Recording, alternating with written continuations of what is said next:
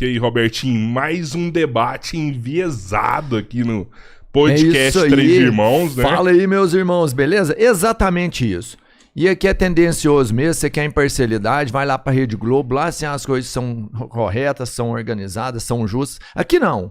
Aqui tem partido, aqui é enviesado mesmo, eu dou palpite, se eu puder atrapalhar, eu atrapalho. Se eu não puder, eu falo uma besteira aqui que dá na mesma coisa. Entendi. Então eu tô aqui pra fazer a merda. Então já apresenta aí o seu lado aí, quem que você tá representando aí, por favor. Quem eu vou jogar? Quem tá do meu lado hoje? Exatamente. Do lado da verdade aqui, da realidade? Do meu lado ele, um dos maiores, se não o maior e o melhor, pra falar das universidades do Brasil hoje. O cara que vem mostrando a diferença e a verdade. E por isso tem sido criticado, caçado e muitas vezes mal visto, mas a coragem está com ele, porque ele é de verdade um leão. Quem tá aqui não é o Papa, é o Wilker Leão. Apresente o seu lado aí, rapaz, meu mas camarada. Depois de uma apresentação dessa, eu tô até me achando aqui, mas vocês deveriam ter visto a cara do Jones. Meu Deus. Não, o Cabeleiro que mandou Ele não eu gostou apresentar, não, né? pô. O Cabeleiro mandou eu apresentar. Que merda, velho, que merda, vou te falar, viu? Você só passa vergonha. Bom, É isso. eu tô aqui, né? Eu falei, traga os seus que eu trago o meu. Beleza. E aí você se representa aí e aguenta depois a pressão. É comigo. Porque eu tô aqui com o É meu comigo, camarada não aqui sou do vira-folha, meu não. lado aqui, o empalador de liberais, né? O matador e caçador de leões, né? O destruidor de candidaturas. Tá aqui, Jones Manuel. Obrigado, viu, Boa, camarada? Você não fez o... Valeu. Eu que agradeço, é um prazer estar aqui mais uma vez com você, Rodrigo, com você, Roberto, Pedro, que está ali nos bastidores. A gente hoje vai ter um debate muito importante sobre a educação no Brasil. Eu espero que seja um importante debate para mostrar quais são os reais problemas da educação do nosso país, para além de factoides e falsos debates. Boa. A gente explica nas regras do debate. 3 minutos pergunta, 5 minutos de resposta, 2 minutos de réplica. Tiramos um par ou ímpar aqui. O Wilker começa se apresentando, depois o Jones. O Wilker já faz a primeira pergunta. Considerações finais, o Wilker começa, o Jones termina. A gente vai fazer várias rodadas aqui de perguntas sobre educação e universidade pública no Brasil. Isso. E depois algumas perguntas gerais, né? Exato. E os superchats mais valiosos também a gente lê no final. No final a gente vai ler os superchats mais valiosos. A galera já tá entendendo bem as regras aqui. E eu já queria falar, mano, já que a gente vai falar sobre universidade, sobre ensino, que o importante é você estudar. Então, se você quer ter carreira profissionais na área de segurança pública, não do Oliver lá, o que é? De carreiras policiais mesmo, né? Uhum. Então, quem mais aprova nessa área é o Instituto Oliver. Ele aprova você em carreiras policiais para guarda municipal, para guarda civil, para guarda militar. Então, se você tem um sonho de ser um policial, quem mais aprova no Brasil é o Instituto Oliver. Não perca tempo, tá aqui o QR Code. Wilker, por favor, apresentação, 5 minutos. Em primeiro lugar, eu gostaria de agradecer a oportunidade. Tudo certo? Uhum. De agradecer a oportunidade aqui para ter esse debate que é fundamental para a gente esclarecer a realidade do que eu tenho feito na universidade, que é objeto de bastante espantalho aí, né? O pessoal fica pintando como algo que não é. Inclusive o nosso web comunista camarada Jones aqui tem me pintado no último vídeo como um atrapalhador de aulas, né? Então eu terei, espero ter a oportunidade de demonstrar que essa não é uma realidade. E para mostrar também o meu objetivo dentro da universidade, eu já vou começar assim mostrando aqui também, né? Que o meu objetivo não é brigar, o meu objetivo não é ter um debate de ânimos elevados aqui, é mostrar a realidade com base numa visão distinta daquilo que domina a educação pública hoje, né? E para isso eu vou cumprimentar apertando a mão de cada um dos meus amigos aqui, Ricardinho, Pô, valeu. meu amigo Rodrigão Robertinho e Rodrigão. e meu amigo... Não muda minha torcida, não. Siga aí, velho. Oi, Jones Manuel, não vai apertar minha mão, não? É porque a gente vê a realidade também nessas horas, porque eu falei pro Jones quando a gente se encontrou aqui no off. Pô, Jones, você foi até um camarada legal, porque eu achei que você não ia apertar minha mão, né? Tava conversando de bastidor aqui, né? Pô, o Jones é um cara legal, só que no ao vivo ele tem essa postura de personagem, né?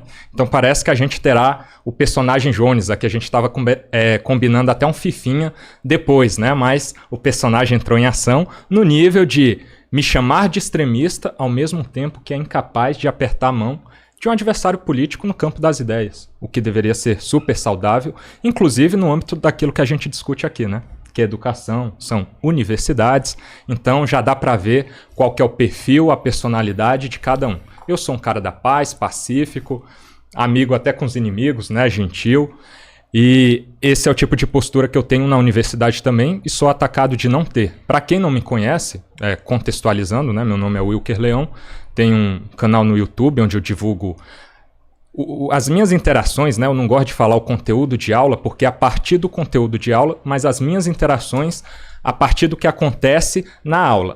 São conteúdos que não deveriam estar lá, eu questiono e gero um vídeo na íntegra para o meu canal. E quem não conhece ainda, é só entrar lá em Wilker Leão, estão os vídeos sempre completos e nas redes de cortes, também os cortes, né? Mas a partir disso, o que eu faço é encarado como atrapalhar a aula. Vejam só, eu contribuo com a aula, questionando de forma pertinente o que é levado lá para dentro. Eu tenho direito ou não, enquanto aluno, de fazer isso? Não é o que o próprio construtivismo, que é a tese hegemônica da educação pública hoje, pressupõe, construção do conhecimento focado no aluno? Essa é a tese que o webcomunista Jones acredita, inclusive, né? E é perpetuada no país na educação de forma geral hoje. Então é isso que eu faço. Sou acusado de atrapalhar aulas por ele, por fazer isso, sendo que isso é contribuir com a aula. Sou acusado de ser extremista, sendo que eu não sou. Em que momento eu já fui extremista? Você vai ter a oportunidade, inclusive, de apresentar isso aqui. Quem é extremista? Alguém que A introdução é 3 minutos. 5, né? 5. Então, desculpa. Quem que é extremista no final das contas? Alguém que não aperta a mão de um adversário político ou alguém que aperta? Eu acho que esse já é um início muito interessante para a gente tirar essa conclusão. Mas para não ficar só nessa realidade daqui, né? É algo que eu estava falando para o Jones nos bastidores também, que eu esperava que ele não teria a postura falsa que ele estava tendo no off aqui, de parecer ser um cara legal, porque ele já vinha gravando vídeos me atacando, né? Além de ser um atrapalhador de aulas, que ele está no direito dele de achar, né? Mas ele tem que provar. E vai ter oportunidade aqui. Ele me chamou no primeiro vídeo de oportunista. Tá no direito dele, apesar de eu trilhar sempre o caminho mais difícil, né? Que oportunismo burro é esse. Figura cebosa, nefasta, da pior qualidade, cínico, mentiroso e canalha. No âmbito dos debates, da argumentação, a gente conhece isso como o famoso ad hominem, né? Atacar a pessoa não no argumento, não na sua atitude, não naquilo que importa enquanto mérito, mas em questões pessoais que não tem relevância nenhuma, né? Então, essa é a figura de alguém que se diz da democracia aí, né? Contra a extrema-direita, sendo que eu nunca fiz ataque nenhum a ele nesse sentido e nem pretendo fazê-lo porque não é a minha postura. E só para deixar claro qual que é o meu objetivo aqui nos meus 30 segundos finais de apresentação, é discutir educação, principalmente nesse âmbito educacional da universidade pública, cursos superiores, o que acontece lá dentro, demonstrar sim que há enviesamento do conhecimento, há doutrinação para a esquerda, a partir da realidade, de fatos, de dados. Os meus vídeos já provam isso, mas eu vou ter a oportunidade de contrapor isso aqui tudo diante de um opositor político. E é isso. Ô, Robertinho, aumenta o brilho do celular aí, por favor, que tá difícil de ver. A hora que você tiver, eu vou deixar você virar pra você, tá? Pra Mas, facilitar também, não, tranquilo, mas eu vou aumenta o aumentar. brilho aí. Vou aumentar aqui, sim. 5 minutos, Jones. Perfeito.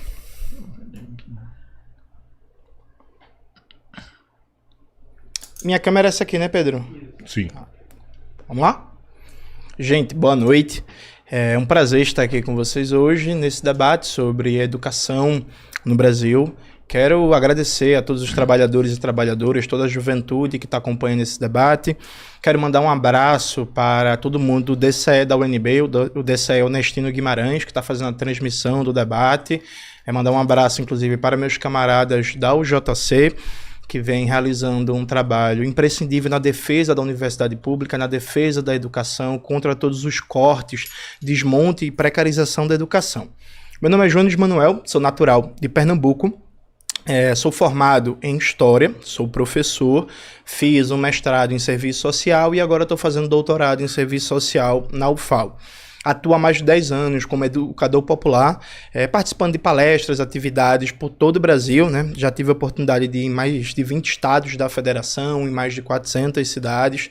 Conheço a educação não só pelo estudo, não só por ser professor, mas por estar intensamente envolvido nas lutas em defesa da educação, seja na época do movimento estudantil, seja depois enquanto profissional.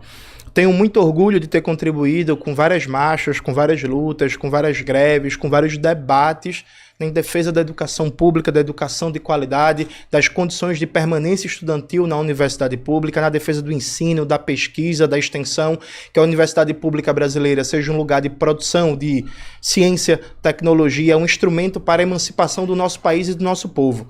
Em defesa também de uma escola de qualidade, uma escola boa, uma escola realmente que emancipe a classe trabalhadora. A educação no Brasil ela tem muitos desafios, né? Ela é atacada de um lado por um projeto de extrema-direita reacionário que tem como elemento central o constrangimento e o ataque aos professores, né? Uma verdadeira caça ao professor e à professora na sala de aula, contribuindo num ambiente que já é um ambiente de adoecimento dos docentes do Brasil inteiro. A gente vai ter oportunidade no debate aqui de citar vários dados e mostrar a realidade da sala de aula. Além dessa extrema-direita raivosa, agressiva, com tendências fascistas, nós temos um programa neoliberal que tem como premissa o desmonte da educação, o corte de verbas, a privatização de escolas, a precarização da carreira do professor. Hoje no Brasil existe uma crise de força de trabalho na educação, porque a maioria dos jovens que entram na universidade não querem seguir a docência, já que a carreira de professor e professora no Brasil está tão desvalorizada do ponto de vista salarial, do ponto de vista das condições de trabalho, do ponto de vista da infraestrutura das escolas, das universidades, das escolas técnicas, da educação rural. Então hoje a gente está aqui para fazer esse debate. E é um debate sério, é um debate importante. A educação não é brincadeira. A gente não pode permitir que um debate sobre educação no Brasil seja tocado por pessoas como o debatedor que está na minha frente, que é uma pessoa que não tem seriedade, que é uma pessoa que tenta usar de maneira oportunista, de maneira irracional e de maneira desrespeitosa o espaço da sala de aula para ganhar dinheiro, para ganhar like. Agora está querendo ser deputado, está querendo mamar nas tetas do Estado. E não, eu não apertei a sua mão porque você quis fazer uma cena. Se você quiser passar o debate se colocando como vítima, alguém que é do diálogo, que é democrático, isso não cola, porque todo mundo da UNB conhece você. Você, dentre outras coisas, foi uma pessoa responsável por vazar dados de alunos da UNB. Está subindo agora para minhas redes sociais uma matéria mostrando que o senhor Wilker Leão foi responsável por vazar dados de alunos da UNB e também uma das professoras da UNB teve que prestar um boletim de ocorrência porque estava sendo ameaçada pelos seus seguidores, pela sua base, a partir do trabalho que você fez de exposição e de constrangimento dela. Então, veja, você pode fazer um personagem aqui democrático, pode ficar com esse risinho, mas a realidade é que você é uma das várias figuras que contribuem para fazer um falso debate em torno da educação, em que os verdadeiros problemas da educação do país, como a gente vai enfrentar os problemas na universidade, na escola técnica, na escola de base, isso não aparece. Você prejudica a educação, você constrange professores, você atrapalha os alunos. Tanto é assim que, inclusive, os alunos da direita da UNB não gostam de você. Isso é fato conhecido e notório. Eu recebi hoje, inclusive, várias mensagens de pessoas de direita, de pessoas liberais, dizendo assim: Jones, eu não sou comunista, não concordo com a sua ideologia, mas uma coisa é certa, você faz um debate sério sobre educação. E eu acho, Wilker, que você precisa aproveitar esse momento hoje para aprender isso, a ter seriedade na vida, ter seriedade nos debates sobre a educação e os problemas brasileiros. Sua primeira pergunta, Wilker, 3 minutos para pergunta. Vamos lá, mas antes eu preciso esclarecer a questão aqui da falsidade, né? É incrível. Os nossos camaradas aqui, que são os hosts, né, do podcast, podem confirmar isso. O cara tem uma postura no off e outra no ao vivo. É incrível a falsidade. Aí depois ele vem me acusar de ser o cara que quer pousar como democrático. Não, eu sou assim. Você viu, eu sou a mesma pessoa. Aqui agora que eu fui com você no off, quem mudou a personalidade foi você. Se você tiver um mínimo de vergonha na cara, com todo respeito, de verdade, você vai admitir isso. Você fala, é um personagem e tal, mas eu gosto de me comportar assim. Você tem essa distinção de personalidade. E daí a gente já vê quem é extremo também em relação a trabalhar com a verdade ou com a mentira. O cara tá dizendo que eu vazei dados de alunos e subiu para as redes dele. Agora vão lá nas minhas redes, porque ele subiu uma matéria do Metrópolis. Vocês vão ver quem assina aí. William Matos ou o estagiário dele. Eu questionei esse William Matos, tem um vídeo aí recente do meu canal com quase 1 milhão de visualizações, acerca dessas mentiras que ele profere contra mim. Vai lá ver se alguma das perguntas que eu fiz a ele respondeu. Então essa questão de que eu vazei dados de professores e alunos é uma completa mentira também, é só checar lá no meu canal. Mas indo para a pergunta aqui, para esclarecer quem de fato é extremista ou não, no retorno do semestre, dia 24 de março, o Jones convocou, foi um dos convocadores, juntando o PCBR e aquela turminha militante de esquerda lá na UNB, uma assembleia contra a abstrata extrema-direita, o abstrato fascismo neoliberal, igual ele gosta de falar aqui nesse tom de autoridade, autoritário, com base em nada, totalmente abstrato, né? Ele convocou isso daí, e aí eu fui lá, democraticamente, gravar o que... É porque eu fui suspenso também, né? E eles estariam comemorando minha suspensão. Gravar o que eles estariam falando, né? A respeito de eu ser um extremista nesse sentido, e o que eles fariam em relação à minha comemoração também. Vocês sabem como que eles comemoraram?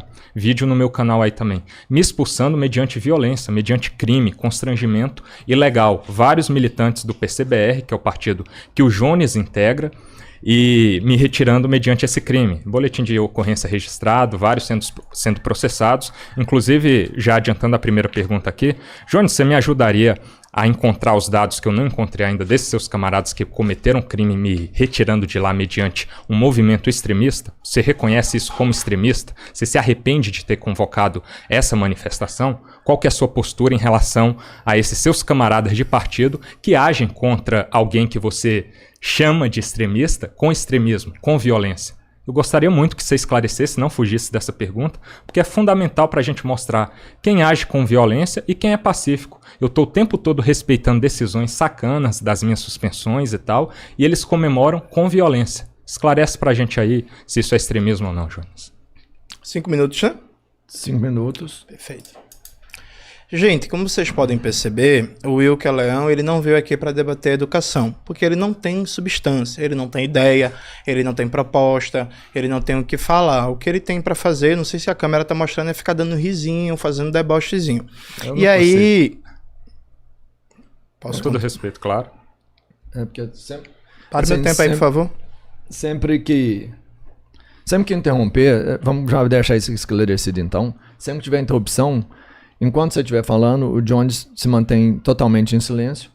E, o riso, uma caricatura que eu acho que é impossível a gente controlar isso, mas se você manifestar igual você acabou de fazer, a gente vai dar um pause e eu vou adicionar, um tempo a mais pra ele, tá? Claro, eu vou me controlar. Porque assim, fica difícil, não. O Jones tá respeitando, né? Não tá rindo, tá de boa. Então, tá sério aqui, né? Então, vamos... Tá só com uma pitadinha de falsidade que... Mas beleza, então bem, vamos claro. seguir desse jeito aí. Vamos Pode sim. ser? Claro. Então, a partir de agora, se qualquer interrupção, qualquer palavra que sair, mesmo que sutilmente aí, do seu ímpeto, minuto eu a vou mais parar pro outro e vou lado. dar um tempo a mais pro Jones e vice-versa. E beleza? lá nada você disso. também. Pode começar a falar. Eu espero que o acordo seja cumprido e o Wilker consiga ficar calmo e ouvir. É importante, às vezes, ouvir verdades para parar com certas posturas que não são condizentes com um debate sério sobre educação. Vamos lá. Mais uma vez, o Wilker está vendendo aqui um personagem, né? O debate é sobre educação. A primeira pergunta não fala absolutamente nada sobre educação, não traz nenhuma ideia, não traz nenhuma reflexão. Ele quer vender o personagem, né? O personagem democrático, o personagem calmo, o personagem pacífico, o coitado que é perseguido na UNB porque a UNB inteira seria marxista. Veja, a gente poderia passar muito tempo fazendo esse falso debate que não interessa absolutamente ninguém. Eu só tenho um dado para registrar. Numa das recentes manifestações que tiveram na UNB, uma pessoa que estava fazendo a segurança do Wilker Leão agrediu um estudante, né? Está disponível a matéria na internet, está subindo agora para as minhas redes sociais. Vocês podem conferir no Twitter, no Facebook, nos stories do Instagram, e por aí vai, só colocar lá jonesmanuel.com. Então veja, uma pessoa que anda com segurança, que coloca uma pessoa, inclusive mais velha, para agredir um estudante, é esse tipo de pessoa que aqui veste uma máscara e quer pagar de como eu sou democrático, como eu sou pacífico e a esquerda é autoritária, né? Dito isto, vamos para o que realmente importa, porque eu acho que é uma questão de respeito ao público a gente fazer um debate sobre educação, né? Porque o tema do debate aqui é educação. A minha proposta aqui no debate é bem simples, né? A gente vai começar a debater nas questões macro da educação, então debater financiamento, debater carreira docente, debater o papel da universidade e da escola na economia brasileira, na soberania nacional brasileira, nas condições do povo trabalhador, debater condições de trabalho, salário, evasão escolar, índice de reprovação, o desajuste de alunos na série certa, evasão escolar, evasão na universidade. Dessas questões macro, a gente vai para as questões mais micro, por assim dizer, do funcionamento cotidiano das universidades e das escolas. Além de debater escola e universidade, a gente vai debater também necessariamente ciência e tecnologia, né, que está atrelado ao tema da educação. Eu peço desculpas a todo mundo que é trabalhador e trabalhadora da cultura, estudioso, pesquisador, pesquisadora da área, que eu fiz uma escolha para o tema não ficar muito longo, muito amplo. Eu não vou debater aqui o aspecto da cultura, né? É claro que existe uma correlação direta entre educação, ciência e tecnologia e cultura, mas cultura não vou me colocar aqui para debater. E aí, como não teve uma pergunta, eu vou ter que fazer uma, né? Espero que ele consiga responder. Uma das questões centrais que se coloca é o papel do Brasil na produção de ciência e tecnologia, né? A gente sabe que no mundo capitalista que a gente vive, o peso e a força de uma economia depende diretamente da sua capacidade de produzir inovação, né? E no capitalismo global, a inovação científica assume a forma mercadoria de patentes. Patentes é um registro para uma inovação que, se alguma empresa ou Estado quiser usar, vai ter que pagar royalties, né? Então, toda vez, por exemplo, que é produzido um novo fármaco, um novo remédio, e esse remédio alguma empresa quer reproduzir, ele precisa pagar royalties pelo uso daquela inovação científica. Gostaria de perguntar ao Wilker como é que está a situação da ciência e tecnologia no Brasil. E aí são 3 perguntas conectadas, Wilker.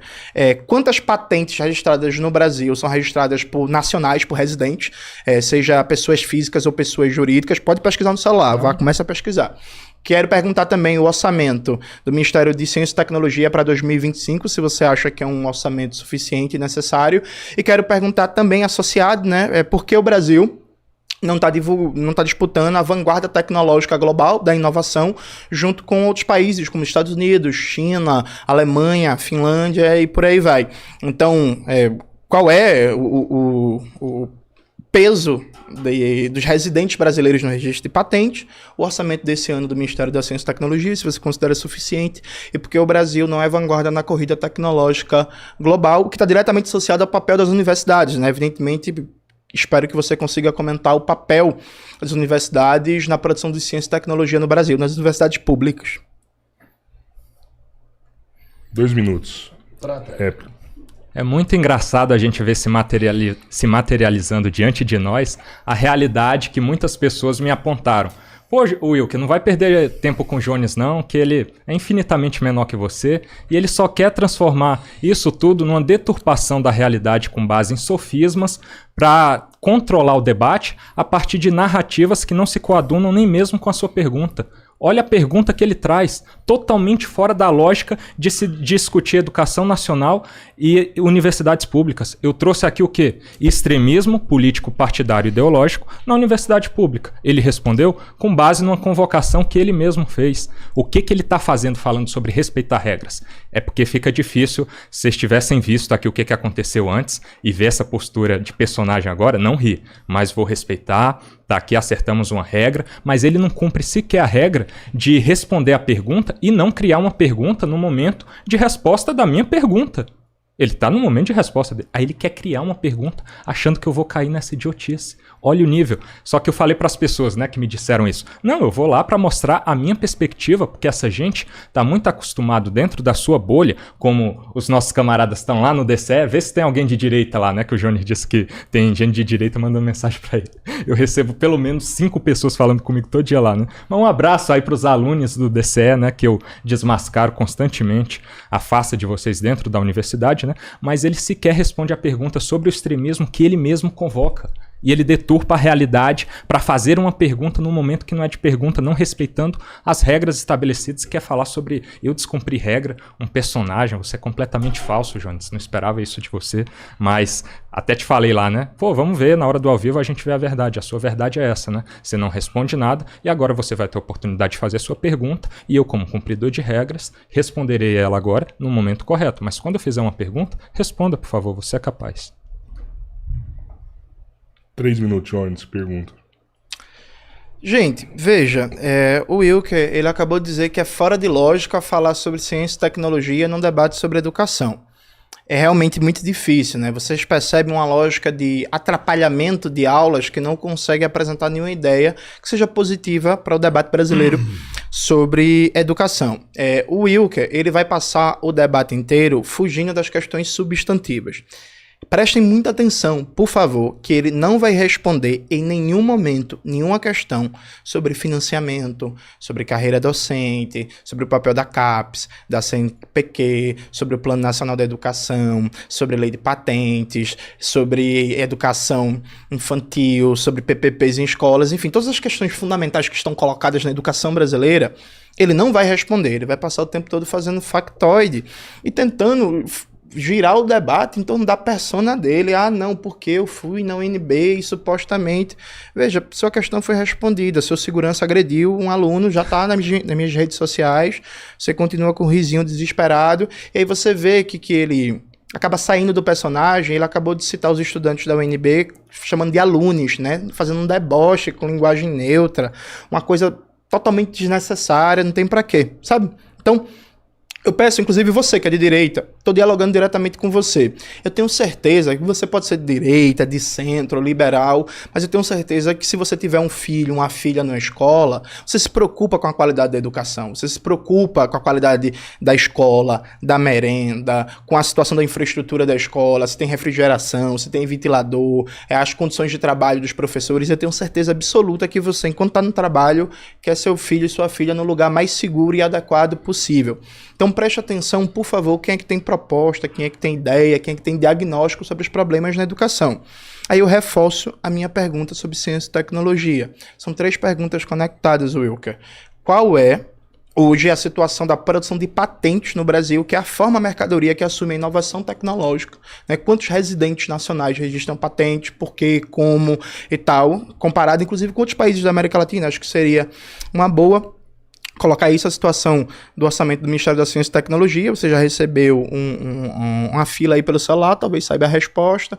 Acho que falar o quanto esse orçamento é suficiente ou não para dar conta das questões brasileiras. E um debate, né? Um debate sobre por que o Brasil não é um país que está disputando a vanguarda tecnológica global. A gente vive um momento de transformações muito profundas na tecnologia, né? Com inteligência artificial, Big Data, 5G, 6G, novos materiais, energia renovável, carro elétrico, etc, etc. Então, por que o Brasil não está numa posição, por exemplo, parecida com a China, disputando essa vanguarda tecnológica global? 5 minutos, Wilker. Eu vou começar respondendo essa pergunta, mas depois eu quero voltar à questão também da falsa afirmação de que eu ando com segurança, eu ando sozinho naquela UNB todo dia, e um segurança meu supostamente teria agredido um estudante lá. Mas vamos à questão da ciência, tecnologia e inovação nesse sentido. Para que a gente tenha investimento sério nessa área, primeiro a gente precisa modificar toda a lógica orçamentária de orçamento de grana que vai para a educação no país. A gente tem uma deturpação dessa lógica no nível que para a educação superior, onde a gente gasta em muito com bobagem e com salários, despesas obrigatórias, a gente não tem a destinação correta desse recurso, que é 4 vezes maior do que o que vai para a educação básica. Então a gente tem um problema na raiz, lá atrás. Então, discutindo coisa séria mesmo aqui, é tudo que rege como vai funcionar a educação, tanto nos seus primórdios, lá na básica, ensino fundamental e médio, quanto na superior. A gente tem essa distorção de realidade, que é a gente tendo 1/4 do que vai para ensino superior indo para a básica, para cobrir todos esses alunos.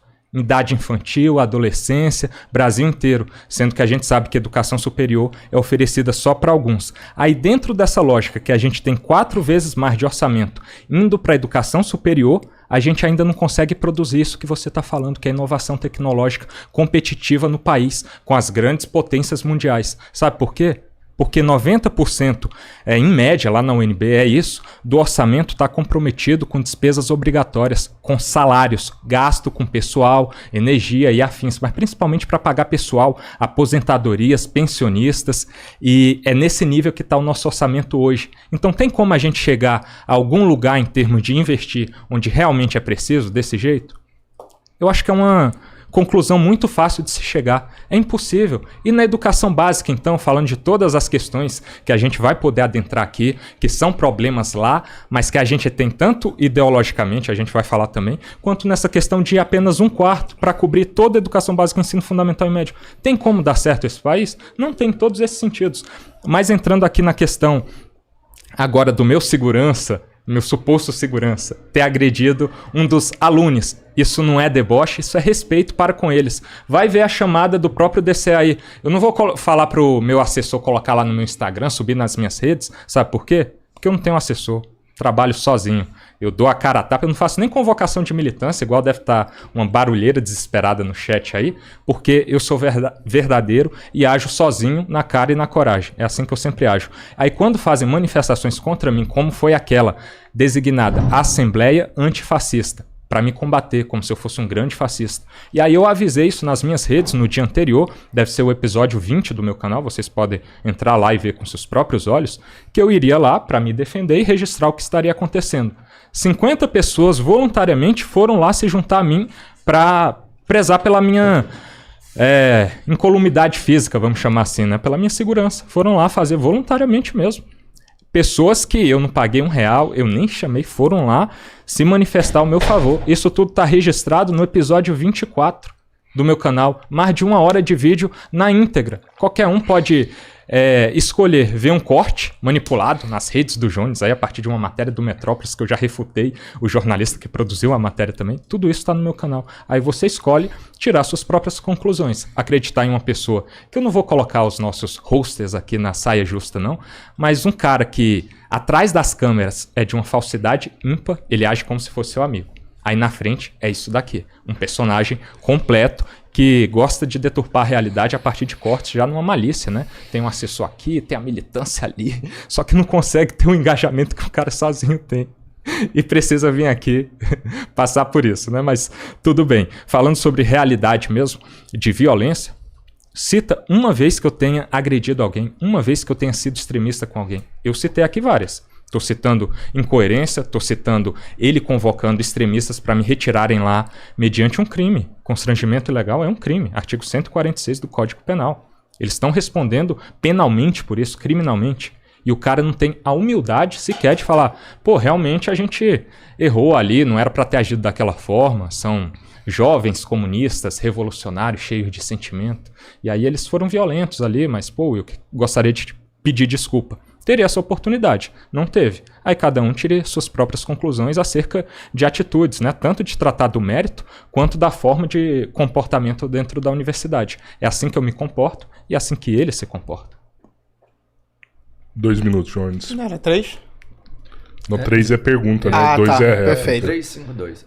Perfeito. Bora nessa? Pode hora de Vamos lá. Gente, veja, como vocês conseguem perceber, o Wilker, ele quer fazer desse debate, não um debate sobre educação, um debate sobre ele. Ele tinha 5 minutos para responder, ele falou durante 2 minutos só. E ele falou um velho senso comum que aparece na mídia, aparece em todo canto. Ah, o Brasil gasta muito com ensino superior e pouco com educação básica. Tá, beleza, tem que gastar mais quanto com educação básica? Quem produz ciência e tecnologia é a universidade, são institutos federais, né? Então, tipo, qual é a relação? É porque o gasto com a educação básica tá pouco e aí os estudantes estão chegando com uma formação ruim na universidade, sabe? Você não explicou nada, você só falou um senso comum que qualquer pessoa que assiste telejornal sabe que o gasto no Brasil é muito maior com o ensino superior do que com a educação básica, e só. E aí morreu a história. Aí soltou um jargão, não tem como o país dar certo desse jeito. E aí, veja, gente, vamos lá, um debate sério e concreto. Hoje, no Brasil, 80% das patentes são registradas por não residentes, né? Por não brasileiros, por pessoas físicas ou jurídicas estrangeiras. E isso faz com que a gente tenha uma permanente envio de riqueza para fora. O Código de Patentes do Brasil é um código de patentes do governo FHC, o Código de Propriedade Industrial, que é totalmente entreguista, lesivo aos interesses nacionais e não protege a riqueza nacional. Então, é muito comum, por exemplo, as patentes da região amazônica.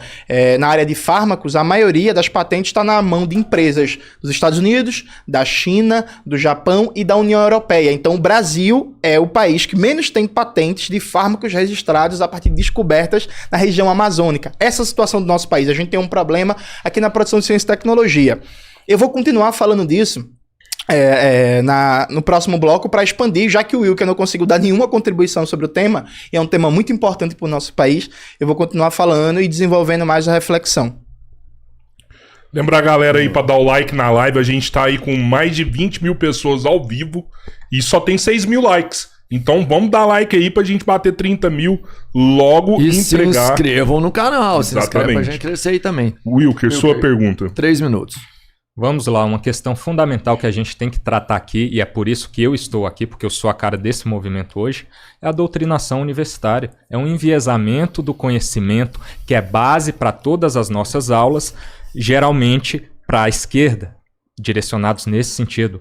Em humanas é praticamente a regra. E eu vou trazer os dados para vocês aqui agora. Então a gente precisa trabalhar isso para chegar nos problemas fins como resultado, que são esses. Realmente, a gente tem problemas em diversos sentidos, que está tudo atrelado ao orçamento no final das contas, e a ciência, desenvolvimento tecnológico, e a gente separa sempre nesse sentido. Só que para a gente chegar lá, a gente precisa falar da base. E qual que é a base hoje na universidade? A gente tem um problema que advém da própria Constituição. Artigo 207 da Constituição Federal traz autonomia universitária em 3 segmentos, que é administrativo, financeiro e educacional, de uma forma bem abstrata. Basicamente, a universidade ela pode fazer nesse sentido o que bem entender, vinculada a nada. Ela decide e ela faz. Consequentemente, a gente tem pessoas de esquerda dominando lá na elite, na reitoria, desde os alunos à reitoria. A gente está nesse nível, a cultura universitária dominada pela esquerda. E aí a gente tem essa problemática aqui da autonomia universitária nesse sentido. Aí só para vocês verem, em termos de filosofia marxista, ensino do materialismo histórico dialético, a gente tem em 3 distintos departamentos o ensino de disciplinas só voltadas ao marxismo. Olha aqui, no departamento de filosofia, a gente tem o ensino da disciplina filosofia marxista. No de sociologia, teoria sociológica marxista. No de ciência política, teorias e métodos marxistas. Vocês estão ouvindo o que eu estou falando? Tem como e não tem nada sobre neoliberalismo, né, que eles falam de um termo estigmatizado, mas não tem nada sobre liberalismo clássico e tal. Jones, isso daqui não é uma clara demonstração de que o conhecimento está enviesado para o sentido daquilo que você acredita, que é o comunismo marxista?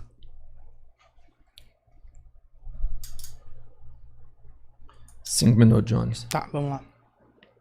E aí, voltando, gente. Então, desde os anos 90, quando a FHC instituiu o Código de Patentes, o Brasil deixou de ser um país produtor de ciência e tecnologia. Se vocês terem uma ideia, nos anos 80, a gente produzia nacionalmente 50% dos fármacos, dos remédios que a gente consumia. A partir do IFA, né, que é o ingrediente farmacêutico ativo, que é o que faz basicamente o remédio funcionar. Hoje o Brasil importa 90% dos IFAs que consome. Está diretamente relacionado ao fato de que a gente tem uma legislação de patentes que não protege a riqueza, a indústria nacional, o conhecimento nacional. Vocês terem uma ideia, a Índia é hoje um dos países de maior produção de medicamentos no mundo. É chamado, inclusive, da farmácia do terceiro mundo. A Índia, lá nos anos 60 e 70, fez uma reforma no seu código de patentes, protegendo a indústria nacional e o conhecimento nacional, o que deu a base para o país se transformar numa potência no setor fármaco. Saiu uma reportagem muito importante, uma série de reportagens no site chamado Outras Palavras, que é 4 matérias, se não me falha a memória, sobre como a Índia se transformou numa potência tecnológica na área da saúde. Tá subindo agora nas minhas redes sociais essas matérias para vocês acompanharem. Aliado a isso, esse ano o orçamento para ciência e tecnologia no Brasil é só de 18 bilhões. Veja, 18 bilhões é nada. A gente que é pobre, que é trabalhador e trabalhadora, acha que 18 bilhões é muito dinheiro. Mas para pensar a produção de ciência e tecnologia num país como o Brasil, de mais de 200 milhões de habitantes, no tamanho continental, de uma economia complexa que em PIB está entre as 10 maiores do mundo, é um valor ridículo. Só para vocês terem uma ideia, a China recentemente lançou um fundo de desenvolvimento para a produção de chips, né? Se a gente for converter o valor investido para a China para real, isso dá mais de 3 trilhões nos próximos 10 anos. Então, assim, em um setor só, produção de chips, a China está gastando milhares de vezes mais do que a gente tem de orçamento de ciência e tecnologia para o Brasil inteiro. Aliado a isso, no Brasil, ciência, tecnologia e inovação é produzido basicamente pelas universidades públicas. 90% da inovação tecnológica no Brasil é produzido por universidades públicas. As universidades privadas no Brasil, grosso modo, aliás, não são universidades, são faculdades. Elas não têm pesquisa e extensão, têm só ensino e não produzem ciência, tecnologia e inovação. Então, a gente tem as universidades fazendo um esforço para produzir ciência e tecnologia, produzindo 90%, mas ainda muito pouco frente às necessidades do país. O investimento é muito baixo e falta conectar mais a universidade com os ramos produtivos estratégicos do país. Por exemplo, a gente tem o SUS. O SUS é o maior mercado consumidor da saúde do mundo, né? Da compra de medicamentos, de materiais, de vacinas, de máquinas de meio de diagnósticos e por aí vai. Só que a gente compra de fora, né, de empresas estrangeiras, a maioria das máquinas, equipamentos, meios de diagnósticos, até bisturi de lâminas especiais que não enferrujam, não envelhece, a gente compra tudo isso de fora. A gente compra de fora a maioria dos fármacos e a gente compra de fora uma boa parte das vacinas. Isso dá um déficit anual de 20 bilhões de dólares, o que dá mais de 100 bilhões de reais. O que é déficit? É dinheiro que a gente está enviando para fora. A gente está comprando de fora, enviando dólares para fora, riqueza para fora, gerando emprego para fora. A gente poderia ter uma estratégia produtiva conectando o SUS às universidades públicas e usando instituições, né, como a Fiocruz, como a Geo Magalhães, o Instituto Butantan, para produzir tudo que a gente precisa, gerando emprego aqui, gerando riqueza no Brasil e melhorando a eficiência do SUS. Infelizmente, o Wilker, ele não tem ideias sobre isso, né? Como a gente acabou de ver. Mas o Wilker, veja, cada curso de graduação tem média de 20 a 30 disciplinas. E aí tem as disciplinas eletivas, né? Às vezes são ofertadas, às vezes não. Tu citar em cada curso que tem mais de 20 disciplinas, uma disciplina marxista, não diz nada. Eu fiz graduação em História, eu consegui terminar, eu não atrapalhava as aulas, né? Na minha graduação em História, eu tive 3 professores marxistas. Professora Socorro Abreu, para quem manda um abraço, excelente professora. Professor José Bento da Rosa e Silva, professor de História da África, professor magnífico. E a professora Cristine Dabá, uma das maiores especialistas desse país em história rural, né, da produção de cana-de-açúcar no Nordeste brasileiro. Foram 3 professores ótimos, mas foram 3 professores marxistas num universo de quase 30 professores. O que é que isso mostra? Nada. Isso mostra que a universidade também tem professores marxistas. A universidade também tem professores liberais, tem professores social-democratas, tem professores conservadores, tem professores bolsonaristas. Isso é um problema. E aí, veja, tu é tão confuso que tu falou assim, temos que falar da base. Aí tu falou de universidade. Agora a universidade é a base não era a escola? Já mudou de assunto? Tá confuso? Tenta dar alguma contribuição? 2 minutos, Wilker. A gente tem que falar da base, que são todos esses problemas. E qual que é a base, só para ficar claro, que eu achei que já tinha ficado claro o suficiente? É o mérito daquilo que é ensinado. Por isso que eu trouxe aqui uma hegemonia em 3 departamentos distintos de um ensino de filosofia marxista. Enquanto a gente não tem, em sentido contrário, nada identificado com a direita sendo ensinado. Deu para entender agora? Se não, depois eu faço um desenho aqui, estou com um caderno, aí você, quando chegar o seu tempo, você pede que eu faça o desenho para você. Mas acho que ficou claro o suficiente. Só que o ponto é, parecia que o debate ia virar economia e fármacos, sendo que o debate é educação. Olha o nível, o cara não responde, pelo menos no finalzinho, ele respondeu, né? Mas ele, olha que você vai me dar um minuto, Jones, calma aí. O riso eu até entendo, mas não me atrapalha não. Mas a questão é, se a gente tem um enviesamento de conhecimento para a esquerda, a gente tem que questionar. E aí eu já trouxe esses dados bases aqui, que ele está tratando como se fosse algo isolado, né? Alguns poucos professores. Então, uma base lá no ensino que a gente tem para todas as humanas, que é a introdução à sociologia, eu vou ler mais ou menos, depois eu termino porque não vai dar tempo. Talvez dê, mas eu vou ler aqui para vocês o que der do que é a ementa desse curso de introdução à sociologia que praticamente todos os cursos de humanas fazem numa universidade de forma geral. Olha aqui, ó. Racismo epistêmico e formas de dominação, dispositivo de racialidade. Teorias feministas sobre opressões e interseccionalidades. Teoria feminista da margem ao centro. Relações de poder, estrutura e agência. Fundamentos de pedagogia crítica e praxis. Teoria social para quê? Desigualdades e interseccionalidades, alternativas desde um cânone sociológico feminista negro, relações raciais, escravidão e racismo nos Estados Unidos, encruzilhadas do racismo e os conceitos do véu e dupla consciência, as almas do povo negro, posicionamento estratégico, confronto ou acomodação à supremacia branca. Depois eu termino. É esse nível aqui. Jones, sua pergunta. Tá. 3 minutos. Gente, o Will...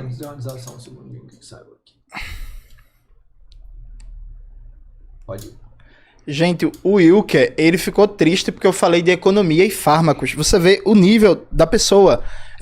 O papel da universidade pública é justamente ser um instrumento para que, por exemplo, o Brasil não dependa de empresas estrangeiras para estar comprando remédio de fora, pagando em dólar, porque toda vez que o dólar sobe, sobe o remédio na farmácia. Porque o povo não compra dólar, mas o povo compra remédio. E remédio no Brasil é comprado em dólar. Então, se a gente não faz uma produção nacional, cada vez que o dólar subir, seu Zé e Dona Maria na farmácia vão pagar mais caro no remédio. É o papel da universidade pública ser um instrumento para garantir autonomia tecnológica, produtiva e melhorar a vida do povo, inclusive melhorar o SUS. Porque as universidades públicas, inclusive, têm cursos de saúde. Tem os seus hospitais universitários, fazem parte da rede de atendimento da população. Tu ficou incomodado. E aí tu saiu citando elementos da ementa, dispositivo de racialidade, e faz referência a um livro da Sueli Carneiro, que não é marxista. O livro tem base Foucaultiana. A Alma do Povo Negro faz referência ao livro do Debois, que é o maior sociólogo da história dos Estados Unidos. Chega lá em qualquer universidade dos Estados Unidos, chega em Harvard e pergunta: qual é o maior sociólogo da história dos Estados Unidos? É o Debois, que escreveu, dentre outras coisas, o Black Reconstruction America, a Reconstrução Negra da América. É um sociólogo importantíssimo, lido, estudado nos Estados Unidos, no mundo inteiro, inclusive no Brasil. Tu citou uma ementa de disciplina, sabe? Tipo, de verdade, eu tô negativamente surpreso, Wilker. E aí, eu quero de verdade trazer o debate para a educação para ver se sai alguma coisa. É 3 minutos, né, a pergunta, né? Já que como você gosta muito de citar a Constituição e tal, e você disse que tem que falar sobre financiamento, porque em última instância tudo remete a financiamento, me coloca como tu vê, neste momento do Brasil, da conjuntura brasileira, o ataque ao artigo 212 da Constituição brasileira. Qual a importância dele para a educação?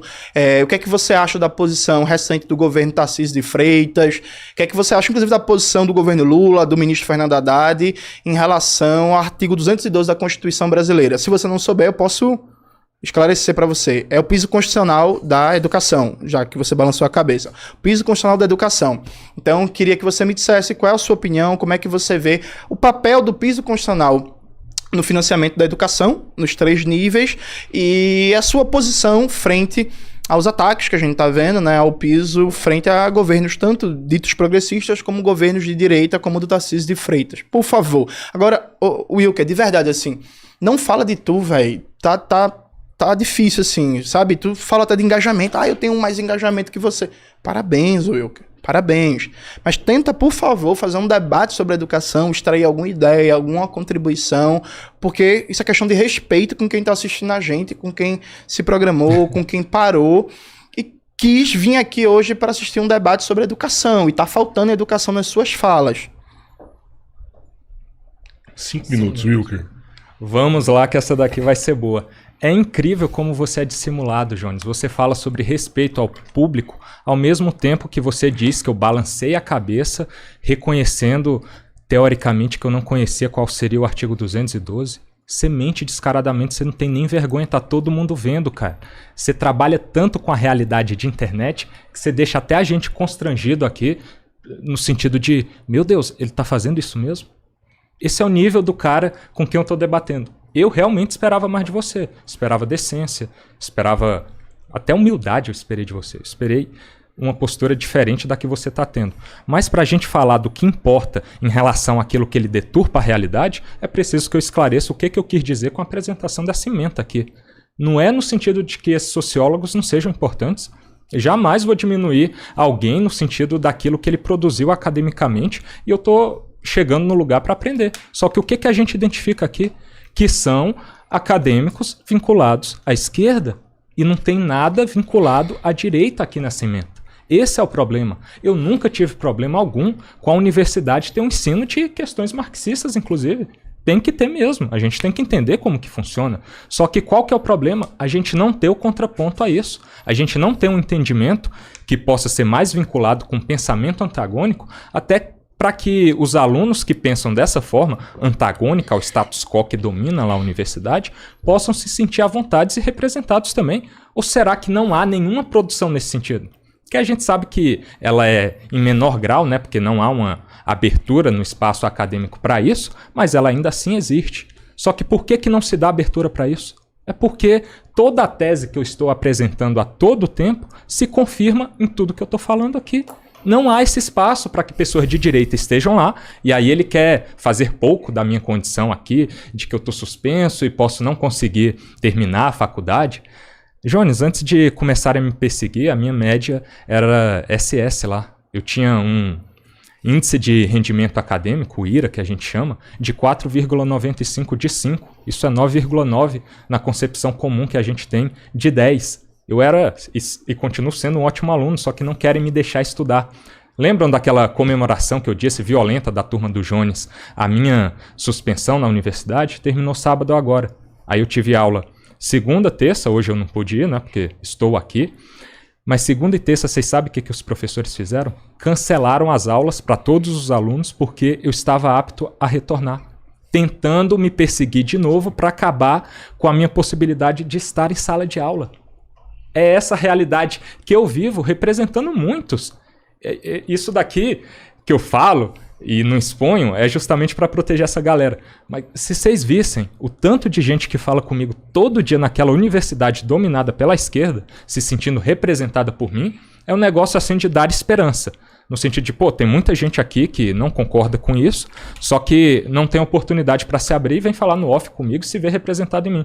Então, eu represento a perseguição que essas pessoas sofrem também nesse silenciamento.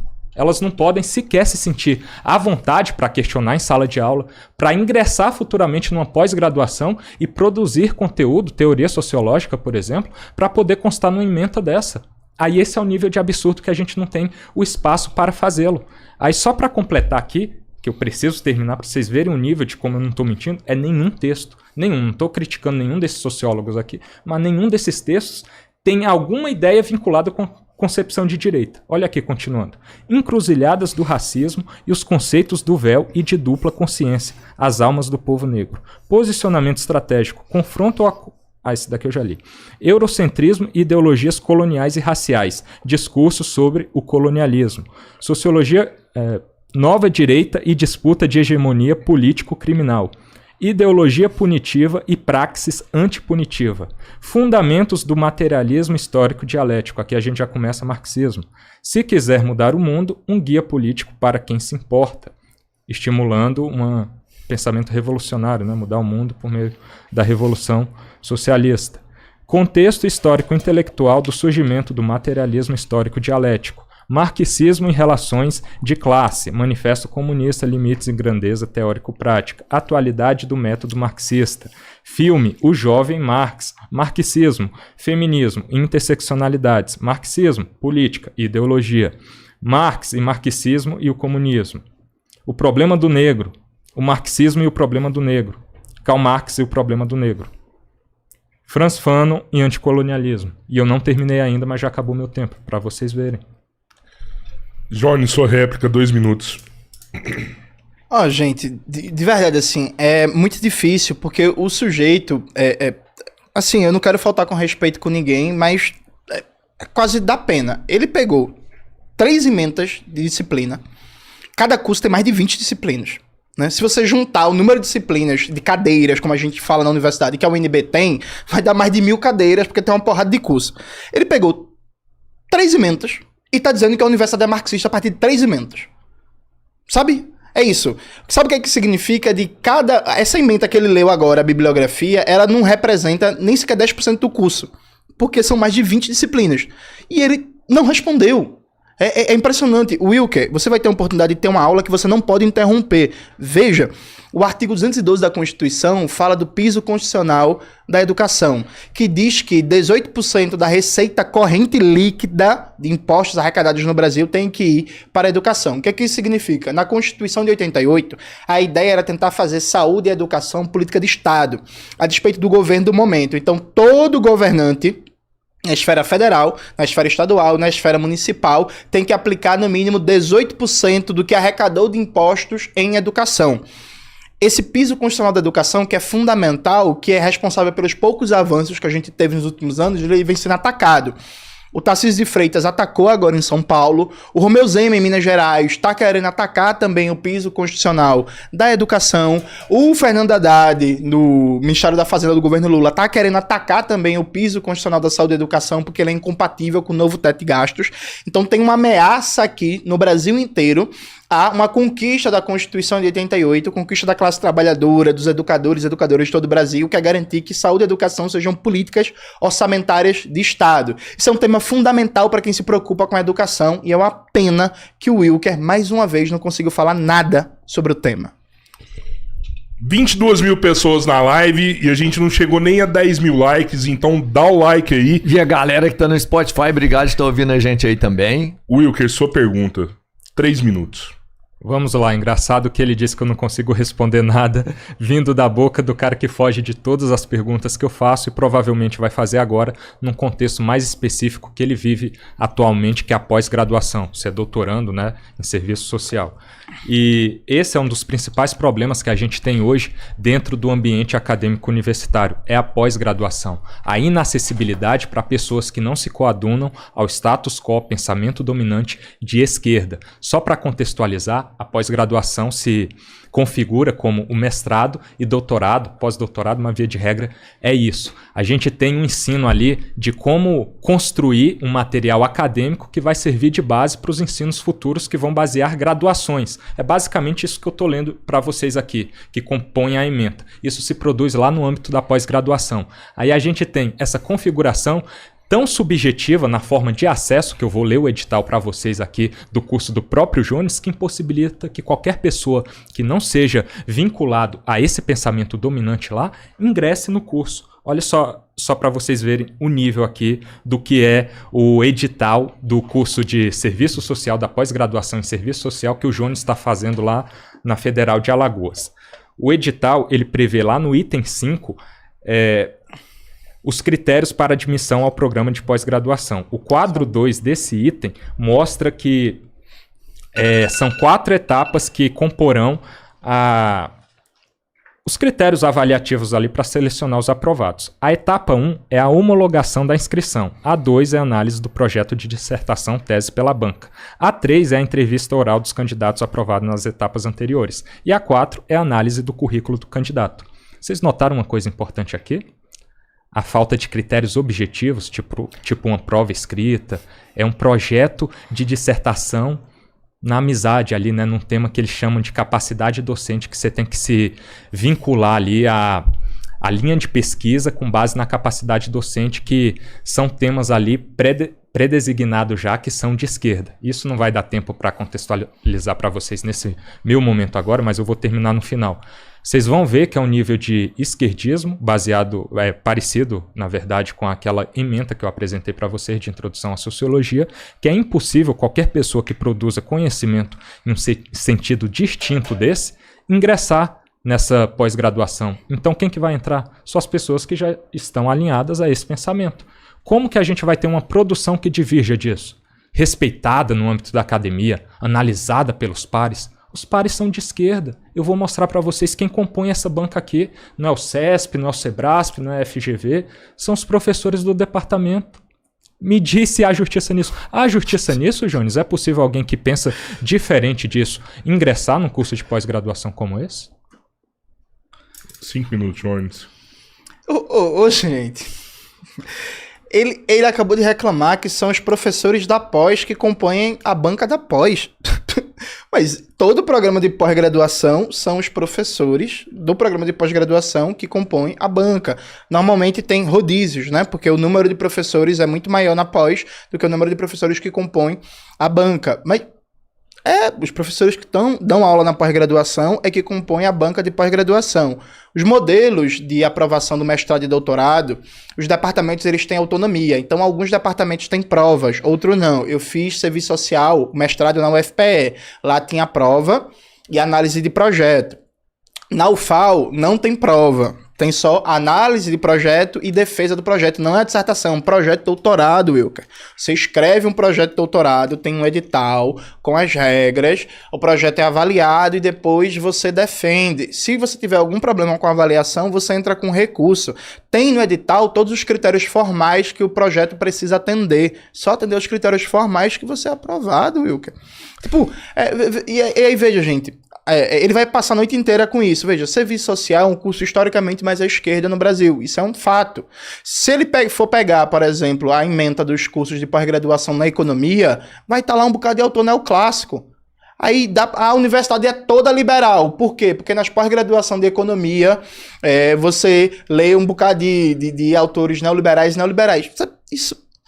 Enfim, é muito difícil. E aí eu peço, mais uma vez, para você que é uma pessoa de direita, para você avaliar a seriedade desse sujeito. Veja, esse sujeito que quer ser deputado para ficar mamando nas tetas do Estado, ganhando dinheiro, nunca deu um dia de serviço público, nunca fez nada pelo povo, nunca fez nada pela educação e, a partir de falsa polêmica, tá querendo virar deputado para mamar no dinheiro público e chega aqui, não tem capacidade de falar nada sobre educação. Mas vamos falar sobre os problemas concretos. Já que você falou sobre a escola, né, os problemas de educação de base, veja qual é a situação no Brasil. São tantos dados que eu, inclusive, trouxe aqui anotado. Veja, 42% das escolas brasileiras não possuem recursos de acessibilidade para pessoas com deficiência.